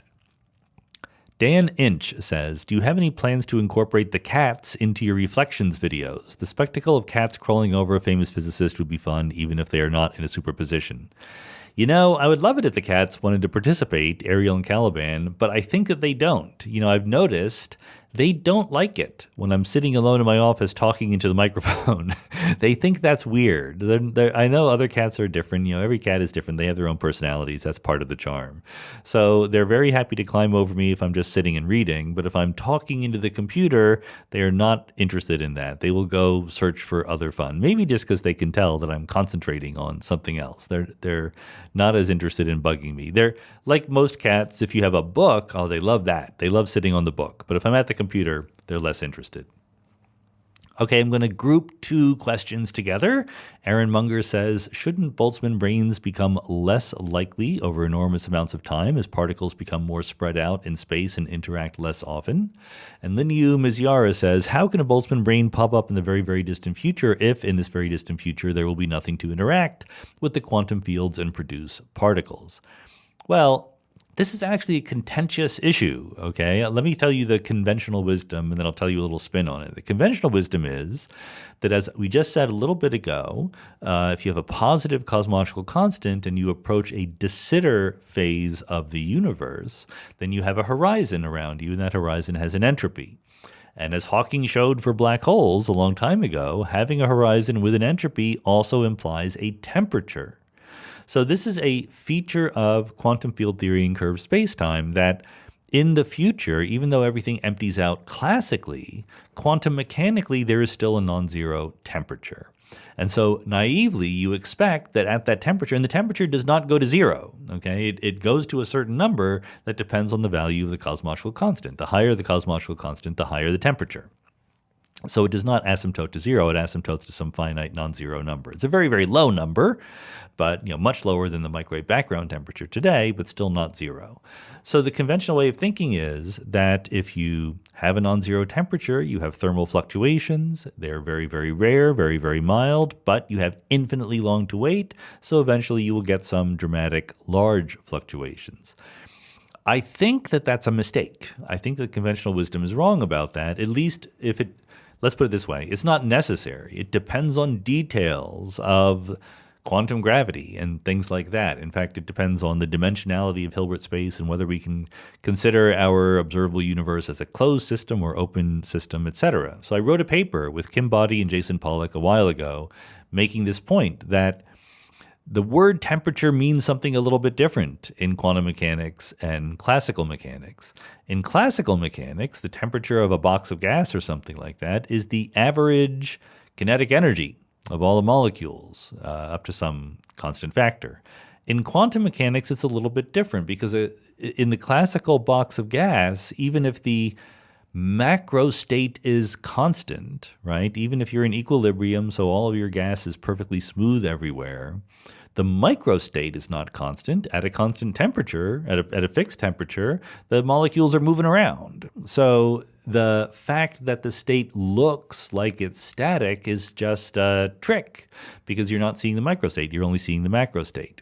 Whereas in quantum mechanics, a state that is in thermal equilibrium, what we call a thermal state in quantum mechanics, is actually truly static, microscopically as well as macroscopically. So there are no thermal fluctuations that dynamically bring things into existence like they would in a moving around box of gas, okay? This is a subtle difference, but an obvious one once you think about it, between what we mean by a thermal state in quantum mechanics and a thermal state in classical mechanics. In quantum mechanics, there's no actual single unique microstate where the particles are moving. There's a unique quantum density matrix it's a density matrix if you have a thermal state, but it's static. Nothing is happening. So Kim and Jason and I argue that, in fact, if that's the kind of state that the universe asymptotes to in the future, which it arguably is, then you will not get fluctuations into Boltzmann brains. So I would say, and not everyone agrees with us, even though they should. So I would say that the question about whether or not Boltzmann brains actually do fluctuate into existence in the real world is an open one. We don't know whether or not that's actually going to be what happens. Not to mention, we don't know whether the cosmological constant will last forever and things like that. Those are separate questions. Mark says, would your views on religion and atheism be substantively different had you not studied and been trained in astronomy and astrophysics and were instead a non-science professional or tradesman? Well, as we just discussed a little bit ago, I would not be me if I were not someone who studied what I studied. I'd be a different person. So you're not asking what I would think. You're asking what some completely different person would think. And, that's impossible to tell. If what you mean is, do I think that my studies in astronomy and astrophysics had a large impact on my opinions about theology and religion? Not a large impact, no. I mean, I think vaguely maybe thinking like a scientist has had a large impact, but I don't know whether if I were a completely different profession. So, this is why it's a difficult hypothetical question. I don't know why I would be a different kind of profession, whether I would still have the love of science and the interest in science that I have. There's plenty of people out there, of course, who are not in any way experts or knowledgeable about science who are still atheists. So I'm not quite sure if there's going to be a strong connection there. OA says, it's been stated several times in the podcast and elsewhere that an event horizon is not a thing, and you wouldn't notice passing through it if the tidal forces are sufficiently small. But once inside the black hole, all future paths must be closer to the singularity. What does that mean for biological functions like pumping blood or sending signals over nerves? Yeah, there's two things going on here. One is the event horizon, which is a location in space-time. And again, you're right, it's not a thing. And I therefore say, when I'm careful, I say, if the black hole is big enough, you would not notice when you cross the event horizon. So what does the size of the black hole have to do with anything? And the answer is that there are tidal gravitational effects. Tidal as in Tidal, okay?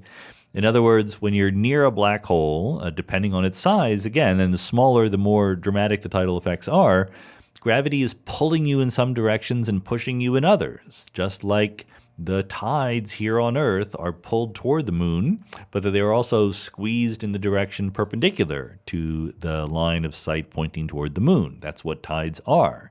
So gravity doesn't just pull overall, it also stretches differentially in different directions. That's a very noticeable effect. And in a small black hole, where the differences from place to place are large, the noticeability is bigger.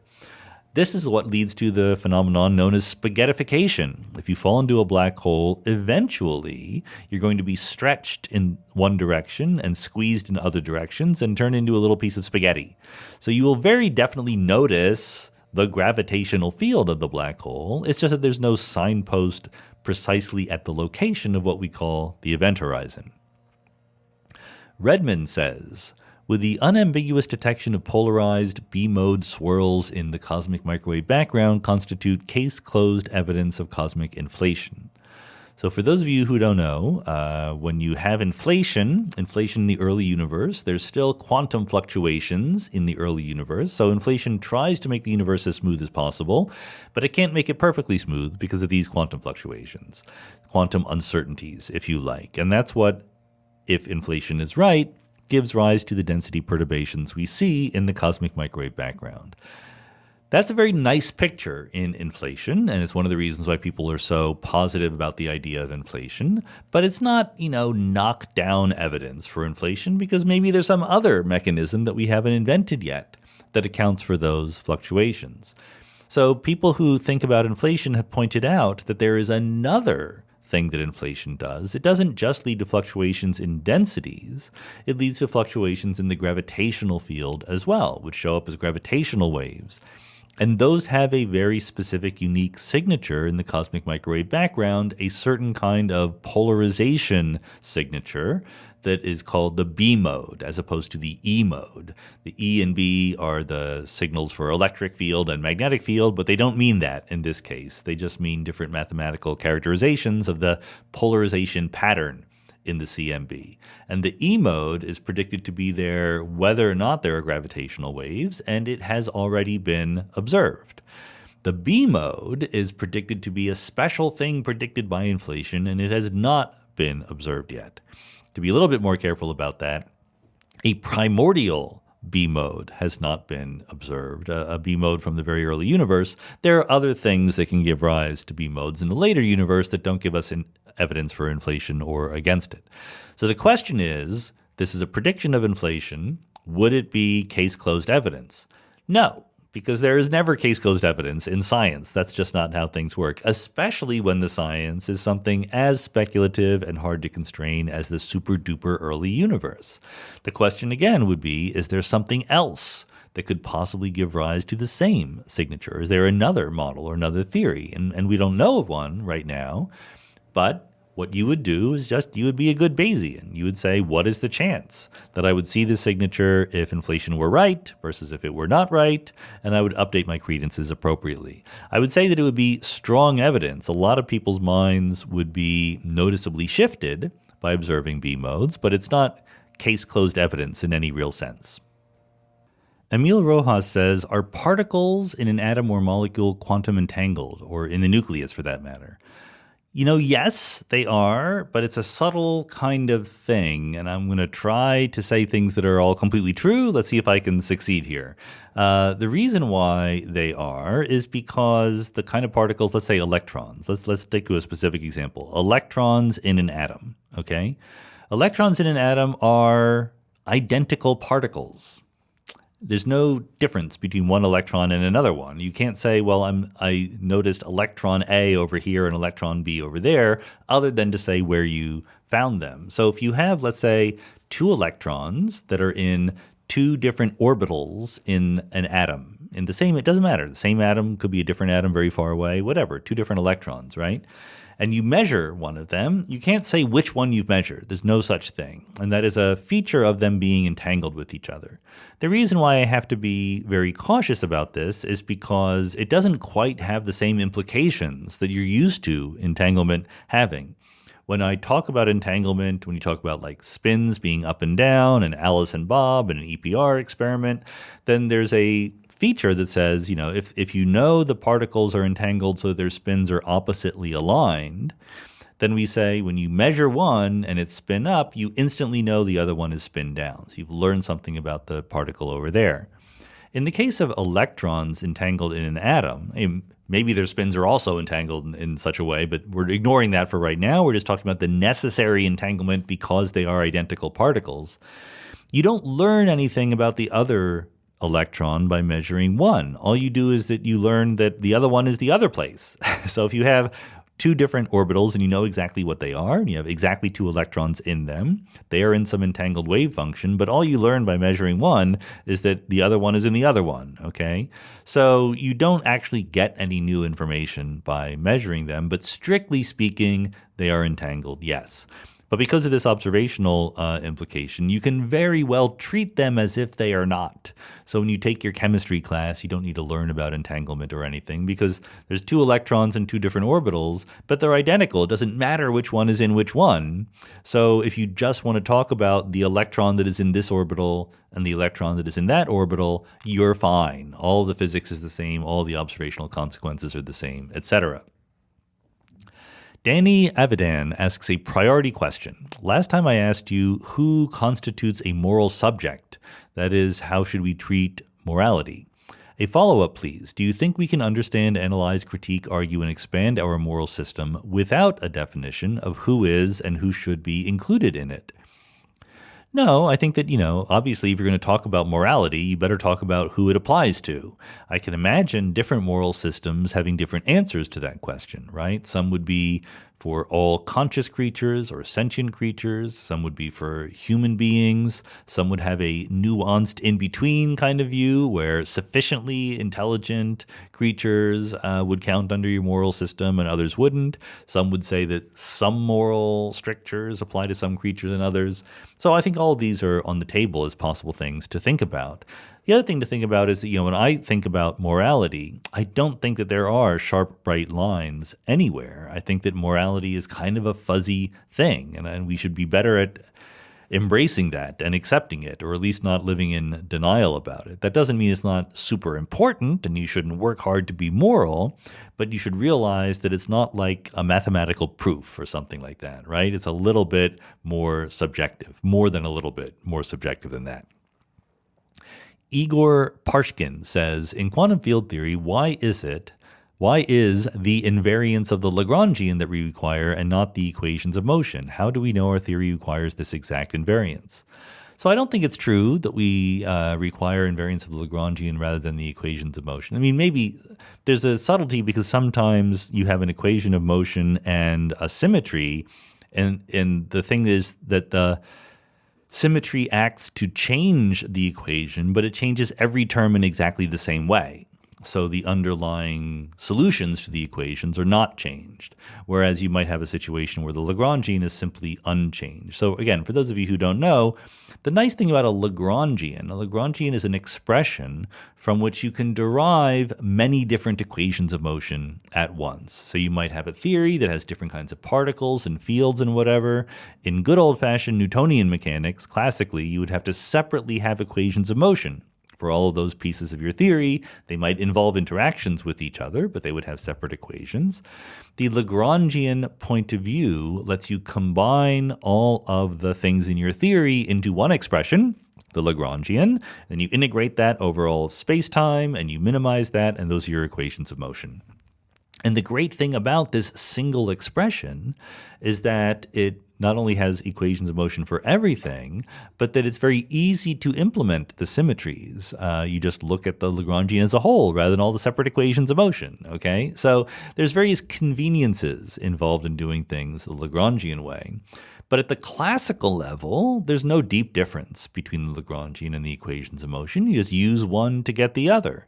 Quantum mechanically, there's something extra going on, which is not mentioned in this question, which is that you're not classical anymore. You're quantum mechanical. And neither the Lagrangian nor the equations of motion are the whole story.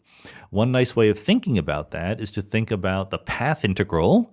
When you have a regular integral of a function f of x, you write integral f of x dx, right? And f of x is the function you're integrating. Dx is the measure. It tells you how much counts from each little interval dx. The same thing is true for the path integral formulation of quantum mechanics. You're summing over all the different possible paths or histories or field configurations. And what you're summing is e to the I s, where s is the action that you get from the Lagrangian. But there's also that measure there in the path integral, and you need to separately have invariance of the Lagrangian and of the measure. If you have a theory, and you can very well have theories, you remember I talked in the solo episode about anomalies. That was one of the reasons why string theory had a bandwagon that got launched in the 1980s, because people realized that anomalies could cancel in string theory. And an anomaly is precisely a situation where there's an invariance or a symmetry that is there in the Lagrangian, but is not there in the measure that you put in the path integral. So it is a classical symmetry that is violated by quantum mechanics. So anyway, all of that is to say it's not the Lagrangian that matters, it's the whole theory that matters. Some ways of thinking about the theory might be more convenient than others. Shambles says, after listening to all your podcasts and reading your books, it could be said there's a kind of emergent Sean Carroll that exists in my brain, perhaps to the point where I can imagine your response to certain AMA questions or words or phrases you might use with a fairly poor degree of accuracy. I can imagine for your spouse or a close friend, their version of you will be much more real. In what ways is the emergent Sean Carroll in their brains the same or different to the emergent Sean Carroll in Sean Carroll's brain? I presume that by the emergent Sean Carroll in Sean Carroll's brain, you mean myself. I mean, not just me having the emergent person in my brain. I think the point is that you do model other things in the universe in your own mind. And that includes the physical universe. It also includes people, right? So you have different ideas about how people will act, what they will do. They might be probabilistic or approximate and so forth. They might be more nuanced once you get to know people more. Some people might not need a lot of information to model them very effectively. They're very predictable. Other people will need a lot of information to think about them, and they're less predictable. So, I think that I'm not exactly sure what the question is, to be honest, or how best to answer it. I think that whenever you try to imagine what another person is going to do, you will inevitably oversimplify, right? You don't know all of the details about what is going on in someone's brain to get them from point A to point B. Sometimes you don't have to, right? Sometimes the answer is just obvious, or you know it, or you've heard it before. Other times the answers can be very tricky. This is what makes human beings so delightful, that they're not quite so predictable. So, you don't have enough room in your brain to accurately model many other people, because their brains are also pretty complicated, but it will, differ in the details absolutely from person to person. I'm not sure if that's in any way a satisfactory answer, but it's the best I can do. P. Walder says, you have provided an explanation for how the core theory can fully account for the matter we engage with in our everyday lives, including neurons in brains. Is this now the accepted view in the physics community, or are there gaps in the explanation which would allow for yet to be discovered energy fields to play an explanatory role without having to create a whole new physics paradigm? I think it is overwhelmingly the accepted view among people who have thought about it that much, which is not that many people, right? It's the kind of thing where when you tell a professional physicist what this claim is, they will think about it and go, yeah, okay, that sounds right. There are some well-known counterexamples. There are absolutely professional physicists who want to think that the fundamental laws of physics as we currently understand them will need to be updated even to take account for things that we see in the everyday world. So they're out there, but I think that they are a dramatic minority. I think that the more important thing is that most people haven't even asked themselves the question. Chris V. says, do you have any guidance for folks who work in intellectual fields? Curiosity, learning, and iterating on ideas is wonderfully fun. However, I often find myself lost in thought or living in my head. Have you experienced this yourself? And if so, do you have any advice for separating that aspect of your life in order to be more present in others? So I'm not exactly sure whether you're focusing in on being a productive intellectual or being a productive, or maybe productive isn't the right word, being a successful person who is also an intellectual, but appearing sometimes in non-intellectual contexts. So there's two issues when it comes to sort of being lost in thought. One is that your job is an intellectual job, to come up with ideas and talk about them and test them and so forth. There are absolutely people who like the part where they get to think and don't like the part where they got to work to explain their ideas to somebody else or to develop them fully or to write them down or whatever. If that's the issue, then there's one thing which is being intellectual and thinking. There's another thing which is earning a living at it. And earning a living at it absolutely means you got to do the work. You got to really put in the effort to turn your thinking into something that is productive for other human beings. There's nothing bad about that, By all means, spend your time thinking. But if you want that to be your job, then your job involves also talking to other people. If what you're getting at is you love thinking and you get lost inside your head, and then the person you're having dinner with says, hey, you're not paying attention to me, that's a very different kind of issue to worry about. I think that's just a matter of politeness. You have to be able to balance the fact that it is fun to think about things, to get lost in your head, to dream about things, with the fact that there's a time and place for doing that. And we all know charming people who are kind of absent-minded. There's famous stories about intellectually accomplished people who were kind of unable to get through the day, tying their shoes and so forth. The charm only goes so far. I think that most people, if you're smart enough to be good at intellectual work, you're also smart enough to tone it down in circumstances where it is not appropriate. Josh Charles says, when looking through a telescope at a galaxy, is it fair to say that those photons are branching their wave functions by interacting with my retina for the first time since being emitted? Or would that have happened when the first lens it encountered? Well, it happens both. So, very often a photon that is emitted from an atom in some astrophysical event has a wave function that moves in more or less a spherical pattern away from its source. And what will happen is it will bump into that spherical wave function, has a probability of bumping into various things along the way. So if you have lots of little atoms around the event, and maybe some of those atoms are in the form of telescopes, some are in the form of eyeballs, but some are just in the forms of rocks and things like that. For each thing that the wave function could bump into, there's a branch where it does. And then the wave function disappears in that branch from all the other directions in which it was moving. But then there's the other branch where it didn't hit that thing you're talking about, and it continues to move on in all of these different directions, and then it could be absorbed by something else. So that's just to say that the ultimate set of all the branches of the wave functions are ones in which that photon has been absorbed by many different things throughout the universe. So there's a first time it gets absorbed, but in the rest of the wave function it keeps going, and it will be absorbed and branch further down the road depending on what it hits.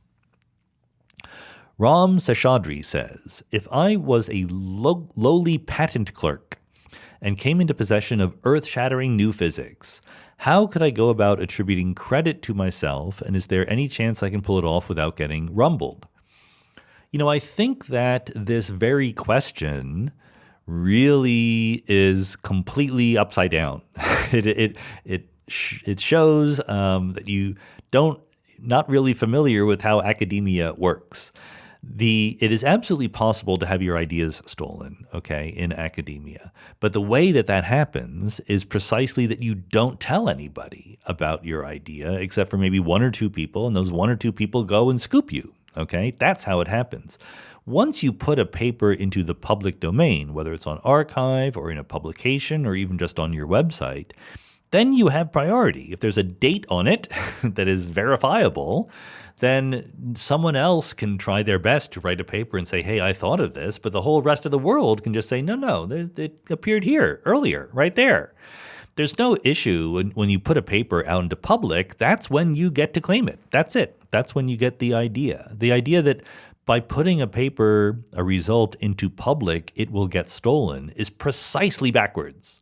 It is by not putting the idea out there into public that it can get stolen, okay? Especially if it's a true idea. If you actually come up with something correct, you're not going to be the only person who comes up with that idea. Someone else is going to hit on it before too long. So all of the incentive is to get it out there into public as soon as possible. So in terms of if you're not a credentialed scientist, where do you put it, et cetera, the best thing is to put it on the archive, but you need to get some endorsement from some person who knows you and who has talked to you, who already has the ability to put it on the archive and then can endorse you to also put it on there.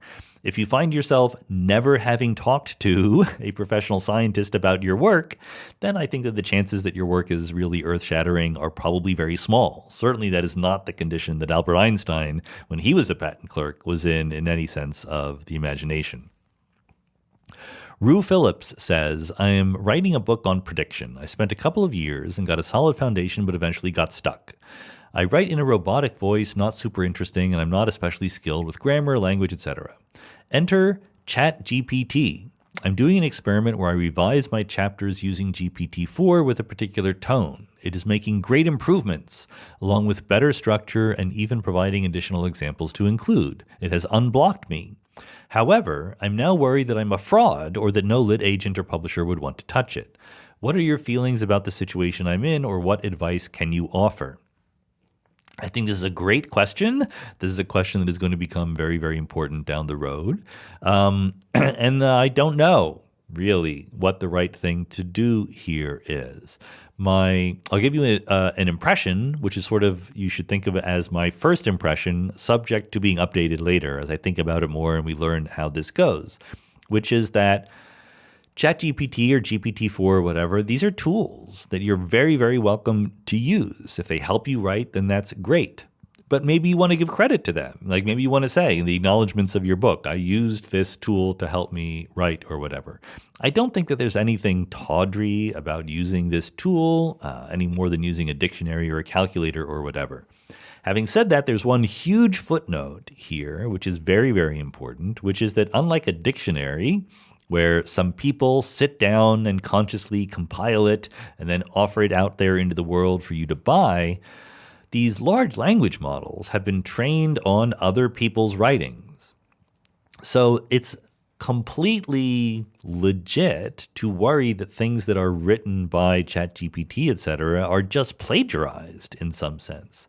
They're not literally plagiarized because ChatGPT remixes them to be completely unrecognizable in some way, but they were trained on something, and those somethings were written by other people.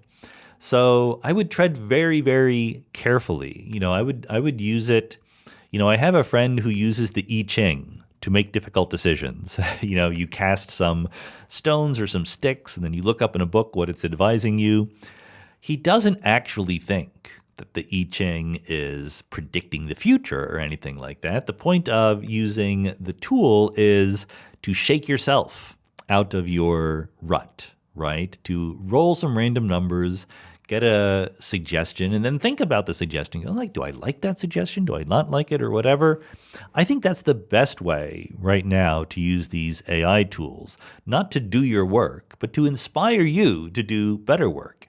If you can come up with a better way of writing, a better metaphor or whatever that is inspired by playing around with ChatGPT, I think that's okay. That's no different than being inspired when you're writing a novel by reading other people's novels, right? You're not rewriting the same novel, but you can absolutely get stylistic points or inspiration or things like that. I think that's how you should treat AI models. But again, all of this is very new and changing rapidly and subject to update without notice. Anonymous says, there is renewed interest in psychedelics from mainstream media and institutions like Johns Hopkins. Have you any thoughts on this that you want to share, either the renewed interest or the compounds effects themselves? Yeah, I'm very much all in favor of it. We did a podcast back a while ago with Robin Carhart-Harris, who's one of the world's leaders in this field. I think that research into psychedelics got a bad rap back in the 60s for cultural reasons, not for scientific reasons. And, you can use them for pleasure, but you can also absolutely use them for therapeutic reasons. And I'm not an expert, but my vague impression about how to think of it is that there's various syndromes in the human mind that come about because you get stuck. You get stuck in a vicious cycle or a rut or whatever. It can be PTSD or depression or addiction. There's various ways in which the brain kind of gets stuck in a bad place. And this kind of thing is exactly what psychedelics are pretty good, apparently, in terms of the tentative research that's been done, at breaking us out of.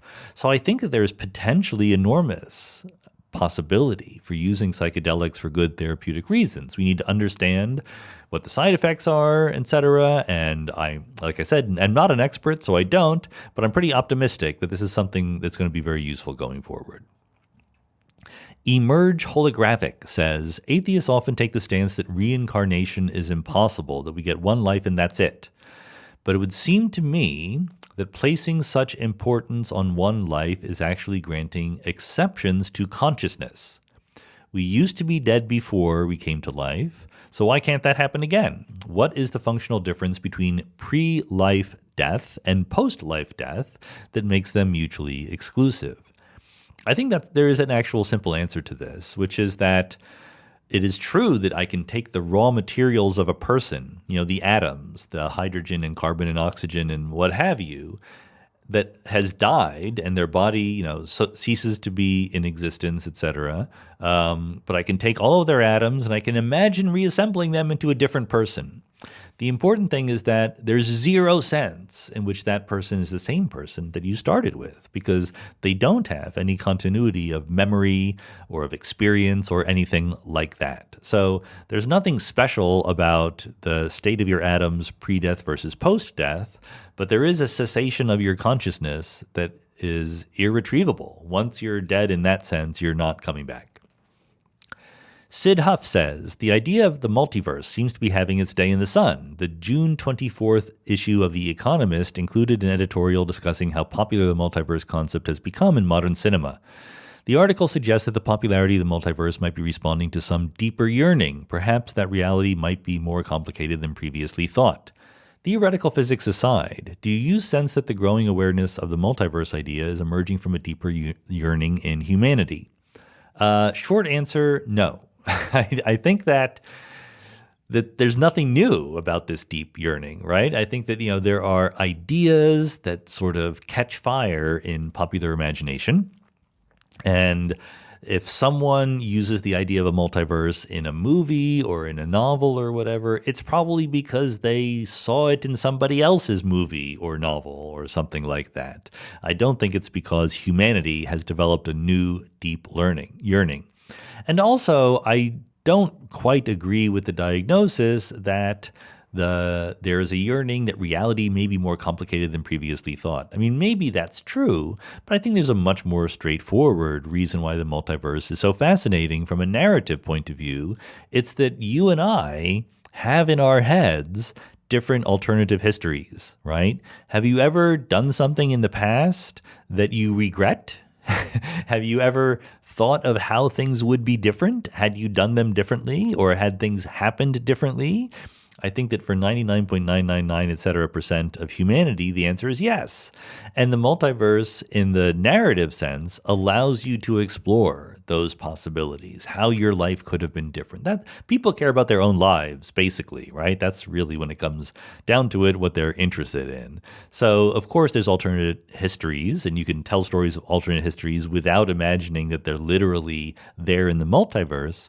But imagining that they are there in the multiverse puts a little bit more oomph to them, right? Imagining that there's a version out there who did ask that person to senior prom or whatever.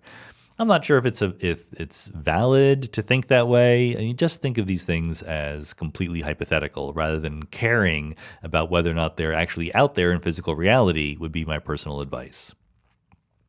Michael Lacey says, Tim Maudlin mentioned that quantum entanglement might enable faster-than-light communication under certain conditions. What are your thoughts on the likelihood of this being possible? It seems that it would wreak havoc with relativity and lead to paradoxes, such as information traveling backward in time and arriving before it was sent. Well, I think it's super duper unlikely, honestly.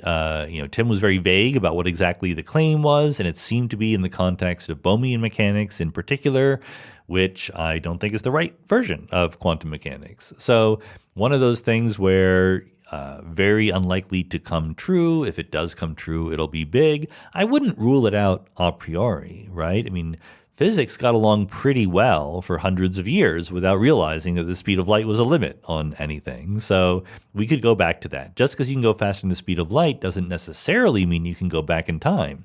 To be super duper careful about it, if relativity is true and you can go faster than the speed of light, then you can go back in time. But under these theories, maybe relativity just isn't true. Maybe there's some other way of slicing space-time so that you can't go backwards in it. So I don't know exactly what the idea is. I would be open to the possibility of it, but my credence on it ahead of time would be very, very small indeed. Love Feels Best says, if I crafted a glass sphere with a perfectly reflective interior mirror surface, and I inserted light into it along with a tiny camera, would we see light forever from a device receiving the camera's signal?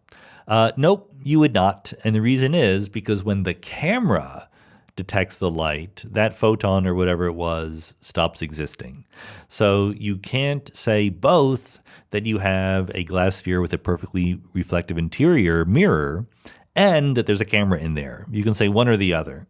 If you did just have a perfectly reflective interior, and we forget about details like the whole glass sphere collapsing into a black hole or whatever, then the light would stay inside bouncing around forever. But once you start observing it, you start attenuating it and it would go away. Sam Hartzog says, outside of the obvious difference in rate, how does cosmic inflation in the early universe differ from the expansion we observe today? If I had a dial that let me manipulate the value of the cosmological constant and I cranked it up from 10 to the minus 52 to 11, do any phenomenological distinctions remain? Given the naive similarities between the two, I was surprised that my perfunctory Googling didn't turn up any relevant results. Well, I'm not quite sure what kind of differences you want. In terms of the difficulty in solving Einstein's equation, it doesn't matter what the size of the cosmological constant is. You just plug in, you get the solution, etc. But the cosmological constant is not a dimensionless number. It's a dimension-full number. It has a scale. So one way of thinking about that is if you are in de Sitter space, so again, if you idealize your space-time by saying you have nothing in the universe other than the cosmological constant, then you would have a horizon, and that horizon would have a size, okay? So you have a physical length scale associated with the value of the cosmological constant. If the cosmological constant is large, that length scale is small. They are inversely proportional to each other. So you can compare that length scale to other things, to the sizes of atoms or stars or whatever. If your length scale, your Hubble radius or your de Sitter radius is small compared to the size of a star, then you're not going to have any stars in your universe, and so forth. So there will absolutely be quantitative differences, but it will still at the end of the day be the same kind of solution to Einstein's equation underlying the whole thing. Joy Kolbeck says, do gravitational waves from separate black hole neutron star mergers constructively and destructively interfere? Yeah, they do, but not that much. Usually, when you think about observable interference patterns, like in a double slit experiment, it's kind of important that the slits are nearby each other. Once you move the two sources far away from each other, then it just becomes harder to see any interference patterns. So short answer is yes. Longer answer is yes, but this has no really noticeable effects on anything that we see in these events. Colleen Edwards says, in your academic journey, was there one or maybe a few particular concepts or ideas in quantum mechanics that really challenged you when you were trying to wrap your head around it? I don't know about that one. I think that's a good question because it's very hard for me to remember what was going through my mind when I was an undergraduate learning quantum mechanics for the first time. Honestly, when you typically, and certainly for me, when you first learn quantum mechanics, it's mostly about doing the problem sets, right? Which mostly involves solving the Schrodinger equation for some potential matching at some boundary, calculating some rate, doing the WKB approximation, thinking about harmonics of and Clebsch-Gordon coefficients and atomic orbitals, all that detailed technical stuff. It's really not about deep conceptual things. These days, I'm learning more about quantum mechanics in a different context. When you have quantum information and measurement theory, there's a whole new world out there of different kinds of measurements you can do and different results you can get from them, and information being shared between different quantum subsystems. And all that is fun but hard. So it's hard just because it's hard. I mean, it's not like conceptually difficult. I can't get it. My brain is not big enough. It's just work. It's work, and it's rewarding to do the work and get the answer. So, I taught a course at Caltech several years ago where I taught some of that stuff. It was very rewarding to do it. And I'm going to try to figure out that I can fit some of that stuff into a quantum mechanical textbook, but not other stuff. I don't know. Whenever you're writing a textbook, you have to take into consideration that you can't do everything, right? You have to kill some of your darlings, and that's going to be something I need to keep my mind on and decide very carefully what deserves to be in and what doesn't. Anonymous says, I really like the conversation with Brian Lowry on the socially constructed nature of the self. Here's a question related to that. It's possible to socially construct an identity that's detached from any physical or tangible living thing. For example, a fictional character, a personified concept like Lady Liberty, a sports mascot. Intuitively, I think that as a human being, my identity has a certain secret sauce that Spider-Man will never have, no matter how many movies or comics or fan works people make about Spider-Man. Is this secret sauce an innate self that I have after all, or is my intuition wrong? Am I just another Spider-Man?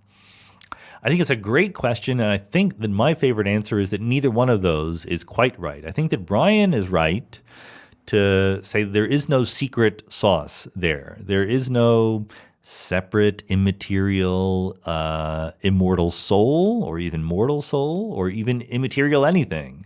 You are a jumble of different impulses and thoughts and social relations in various ways.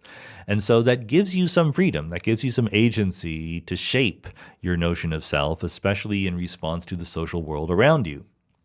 But I don't think it's arbitrary or unaffected by physical reality. I think that there are also constraints, like I cannot identify as a 10-foot tall person, no matter how much I want to. I can claim that I am, but no one's going to take me seriously. But I could identify as all sorts of different things that do plausibly comport with the physical reality around me. So I think there's a give and take, an interplay. I think that Brian's point about the social construction of the self is a good one, but it's not the only thing to say. I do think that physical reality also has a say, and you need to be compatible at the end of the day. I don't have any great ideas about working that out in full. I'm going to leave that to the psychologists. Jeffrey Siegel says, I enjoyed your conversation with Katie Elliott. Regarding the conversation about traveling back in time before the coin is flipped, if the Everettian view is correct, couldn't you have seen the coin come up heads, but then travel back in time and then end up on a branch of the wave function where the coin is tails instead of heads? Well, the only honest answer to a question like this is, who knows? Nobody has a good theory of time travel in Everettian quantum mechanics. As we discussed, I think a little bit in that episode, I certainly have mentioned elsewhere, there are theories of how to construct consistent quantum states in the presence of closed time-like curves. David Deutsch, for example, has put such a theory together. But it's not the whole Everettian apparatus of branching and multiple worlds or anything like that. It's just the wave function as a whole that he's talking about. So nobody has a sensible physical picture in which you both have branches of the wave function with different outcomes and time travel that starts you in one branch and goes back to a different one. So you would have to make such a setup in order to answer these questions. I thought about doing it. I thought about putting effort into trying to make that make sense.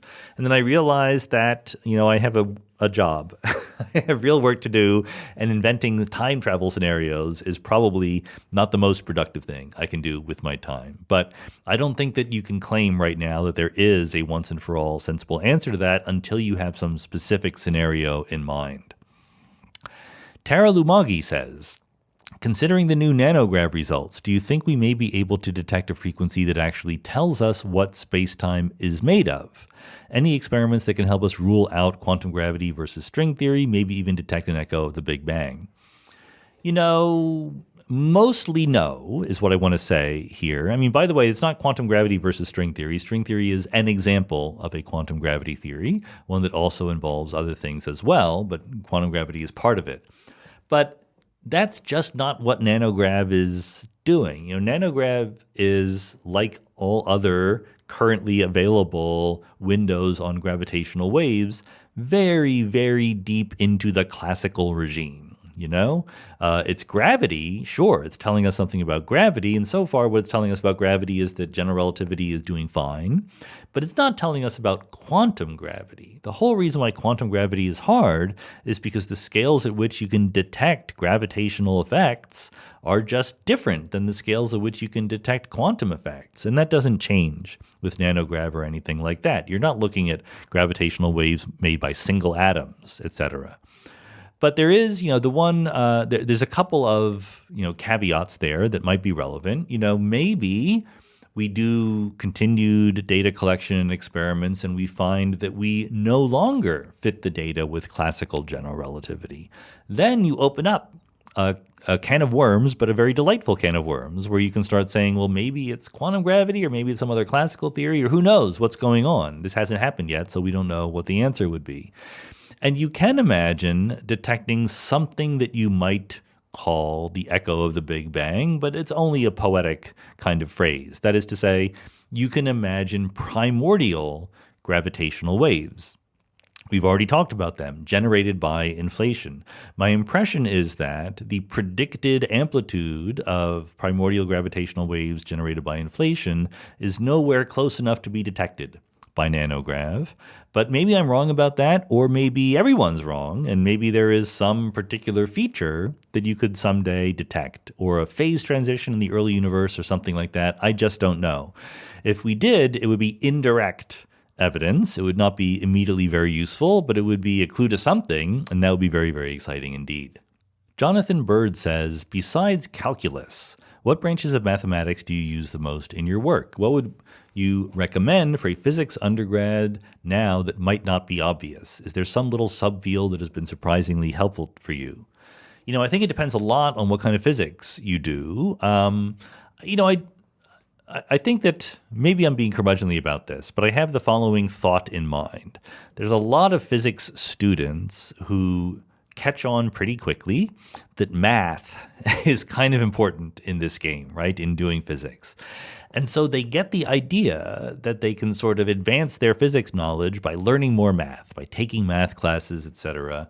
And you know what? They're right. It's true. Learning more math, I mean, whether it's analysis or group theory or abstract algebra or topology or whatever, can be very useful to your future physics career. However, all else being equal, it is less useful than learning more physics.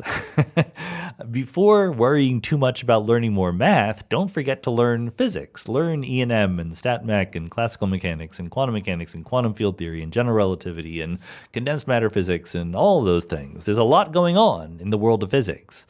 And much of it doesn't require super advanced math. It requires calculus, maybe some complex analysis. If you're in the quantum mechanics side of the world, there's a lot of linear algebra. Okay, that's maybe the one thing that they don't teach you enough of, because everyone learns calculus and differential equations and things like that.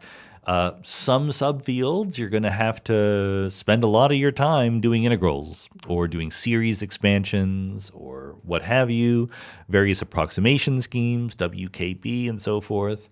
Others, you're going to be getting exact results, or you're going to be doing linear algebra, diagonalizing matrices. It depends on what kind of physics you want to do. But almost always, the kind of physics that you are learning will teach you the math along the way, or at least will indicate to you what kind of math it is you need to know. Every good general relativity book teaches you enough about differential geometry and tensors to get by.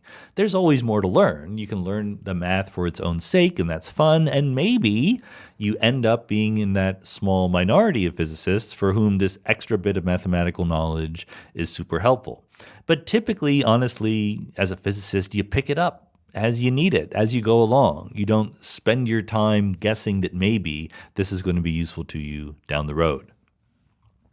Tyler Whitmer says, do you think there is any specific area of inquiry in physics or philosophy that are being held back by institutional barriers to interdisciplinary work that could be advancing dramatically if more institutions took the SFI approach? Well, I don't know about specific areas, but I think that the whole boundary of physics and philosophy falls into that category. Likewise, the boundaries of psychology and philosophy, or computer science and philosophy, or biology and philosophy, etc., or for that matter, history and economics, or economics and literature. I think that there are various aspects of academia that, for reasons that make sense but are imperfect, concentrate on specific disciplines to the not failure, but to the detriment of interdisciplinary work. People want to know not just that the work is good, but which area it's in, which department in particular it should be in. And so you have to target, if you want to do interdisciplinary work, you have to, come up with some justification for this particular kind of interdisciplinary work. The interdisciplinary work of physics and philosophy and the foundations of physics and so forth, that's a kind of work that is very important. We're trying to build up that effort here at Johns Hopkins. SFI is doing a different kind of thing, right? It's looking at complex systems, which is a different area, which I also think is interesting, but it's not exactly the same kind of thing. So I think that you have to have a particular area in mind. Every area is going to be different. And then you have to figure out how to make it work, right? Where it could work, what kind of people. Remember when I was talking about Cormac McCarthy and SFI, I said the individual people matter a lot. The barrier to physics and philosophy getting along better is partly that there are institutional barriers to it, but also partly that the individual physicists and philosophers aren't interested, right? Some of them are. Many of them have been on this podcast, but most of them are not. And that's sad in some sense. It makes me a little bit sad that they don't see the beauty of it and the intrigue of it that I do. But, that's more work for me, more things for me to do. So I don't have an overall theory of how to do this. I think you have to do it on a case-by-case basis. We're trying to do it in foundations of physics, philosophy of quantum mechanics, space-time, arrow of time, statistical mechanics, cosmology, all of those things. There's plenty of room for great work to be done at those interfaces. Okay, the last question of this overly long AMA is from Nikita Lozovny. Nope, there's no N there. Lozovoy. Do you sometimes think about the future of humanity, specifically whether we are going to reach other habitable worlds? And if yes, how or if we are going to be confined within Earth and solar system quarters until humanity is extinguished due to the environment becoming uninhabitable or due to lack of natural resources, etc.? Yeah, I mean, I think about it. I don't want humanity to become extinguished. I think eventually it will happen, right? I don't know if it matters to our current planning strategies, but we're not going to be immortal. We are going to equilibrate. We're headed toward thermal equilibrium, but that's a long way off, so we have plenty of time. I suspect that humanity will survive and it will expand beyond Earth. It will expand to the solar system and beyond. Some people worry that, the stars are too far away and that it's a science fiction-y scenario to imagine traveling to them. But in reality, if you're hard-nosed about it, it would take too long. I think that's wrong because I think it's easy. It's not possible to go faster than the speed of light, but it is easy to live a very long time. It's much easier to solve the problem of longevity than it is the problem of FTL travel. So the galaxy is some tens of thousands of light years across. Give us a few million years. There's no reason at all that we shouldn't be able to fill the galaxy. The word "we" there is doing a lot of work. Millions of years is a very long time on human evolutionary timescales, especially now that we're entering a technological era where we have not only computers and AI, but gene editing and synthetic biology and things like that. So whatever it is that ends up traveling to other parts of the galaxy might end up looking very different than we humans look now. But I'm overall optimistic that we will not kill ourselves, and I suspect strongly that if we don't kill ourselves, we will not just stay here on Earth, we are going to travel to the stars. That's an optimistic place to end. Thanks, as always, for supporting Mindscape on Patreon and elsewhere. Hope you have a good month. Talk to you next week. Bye.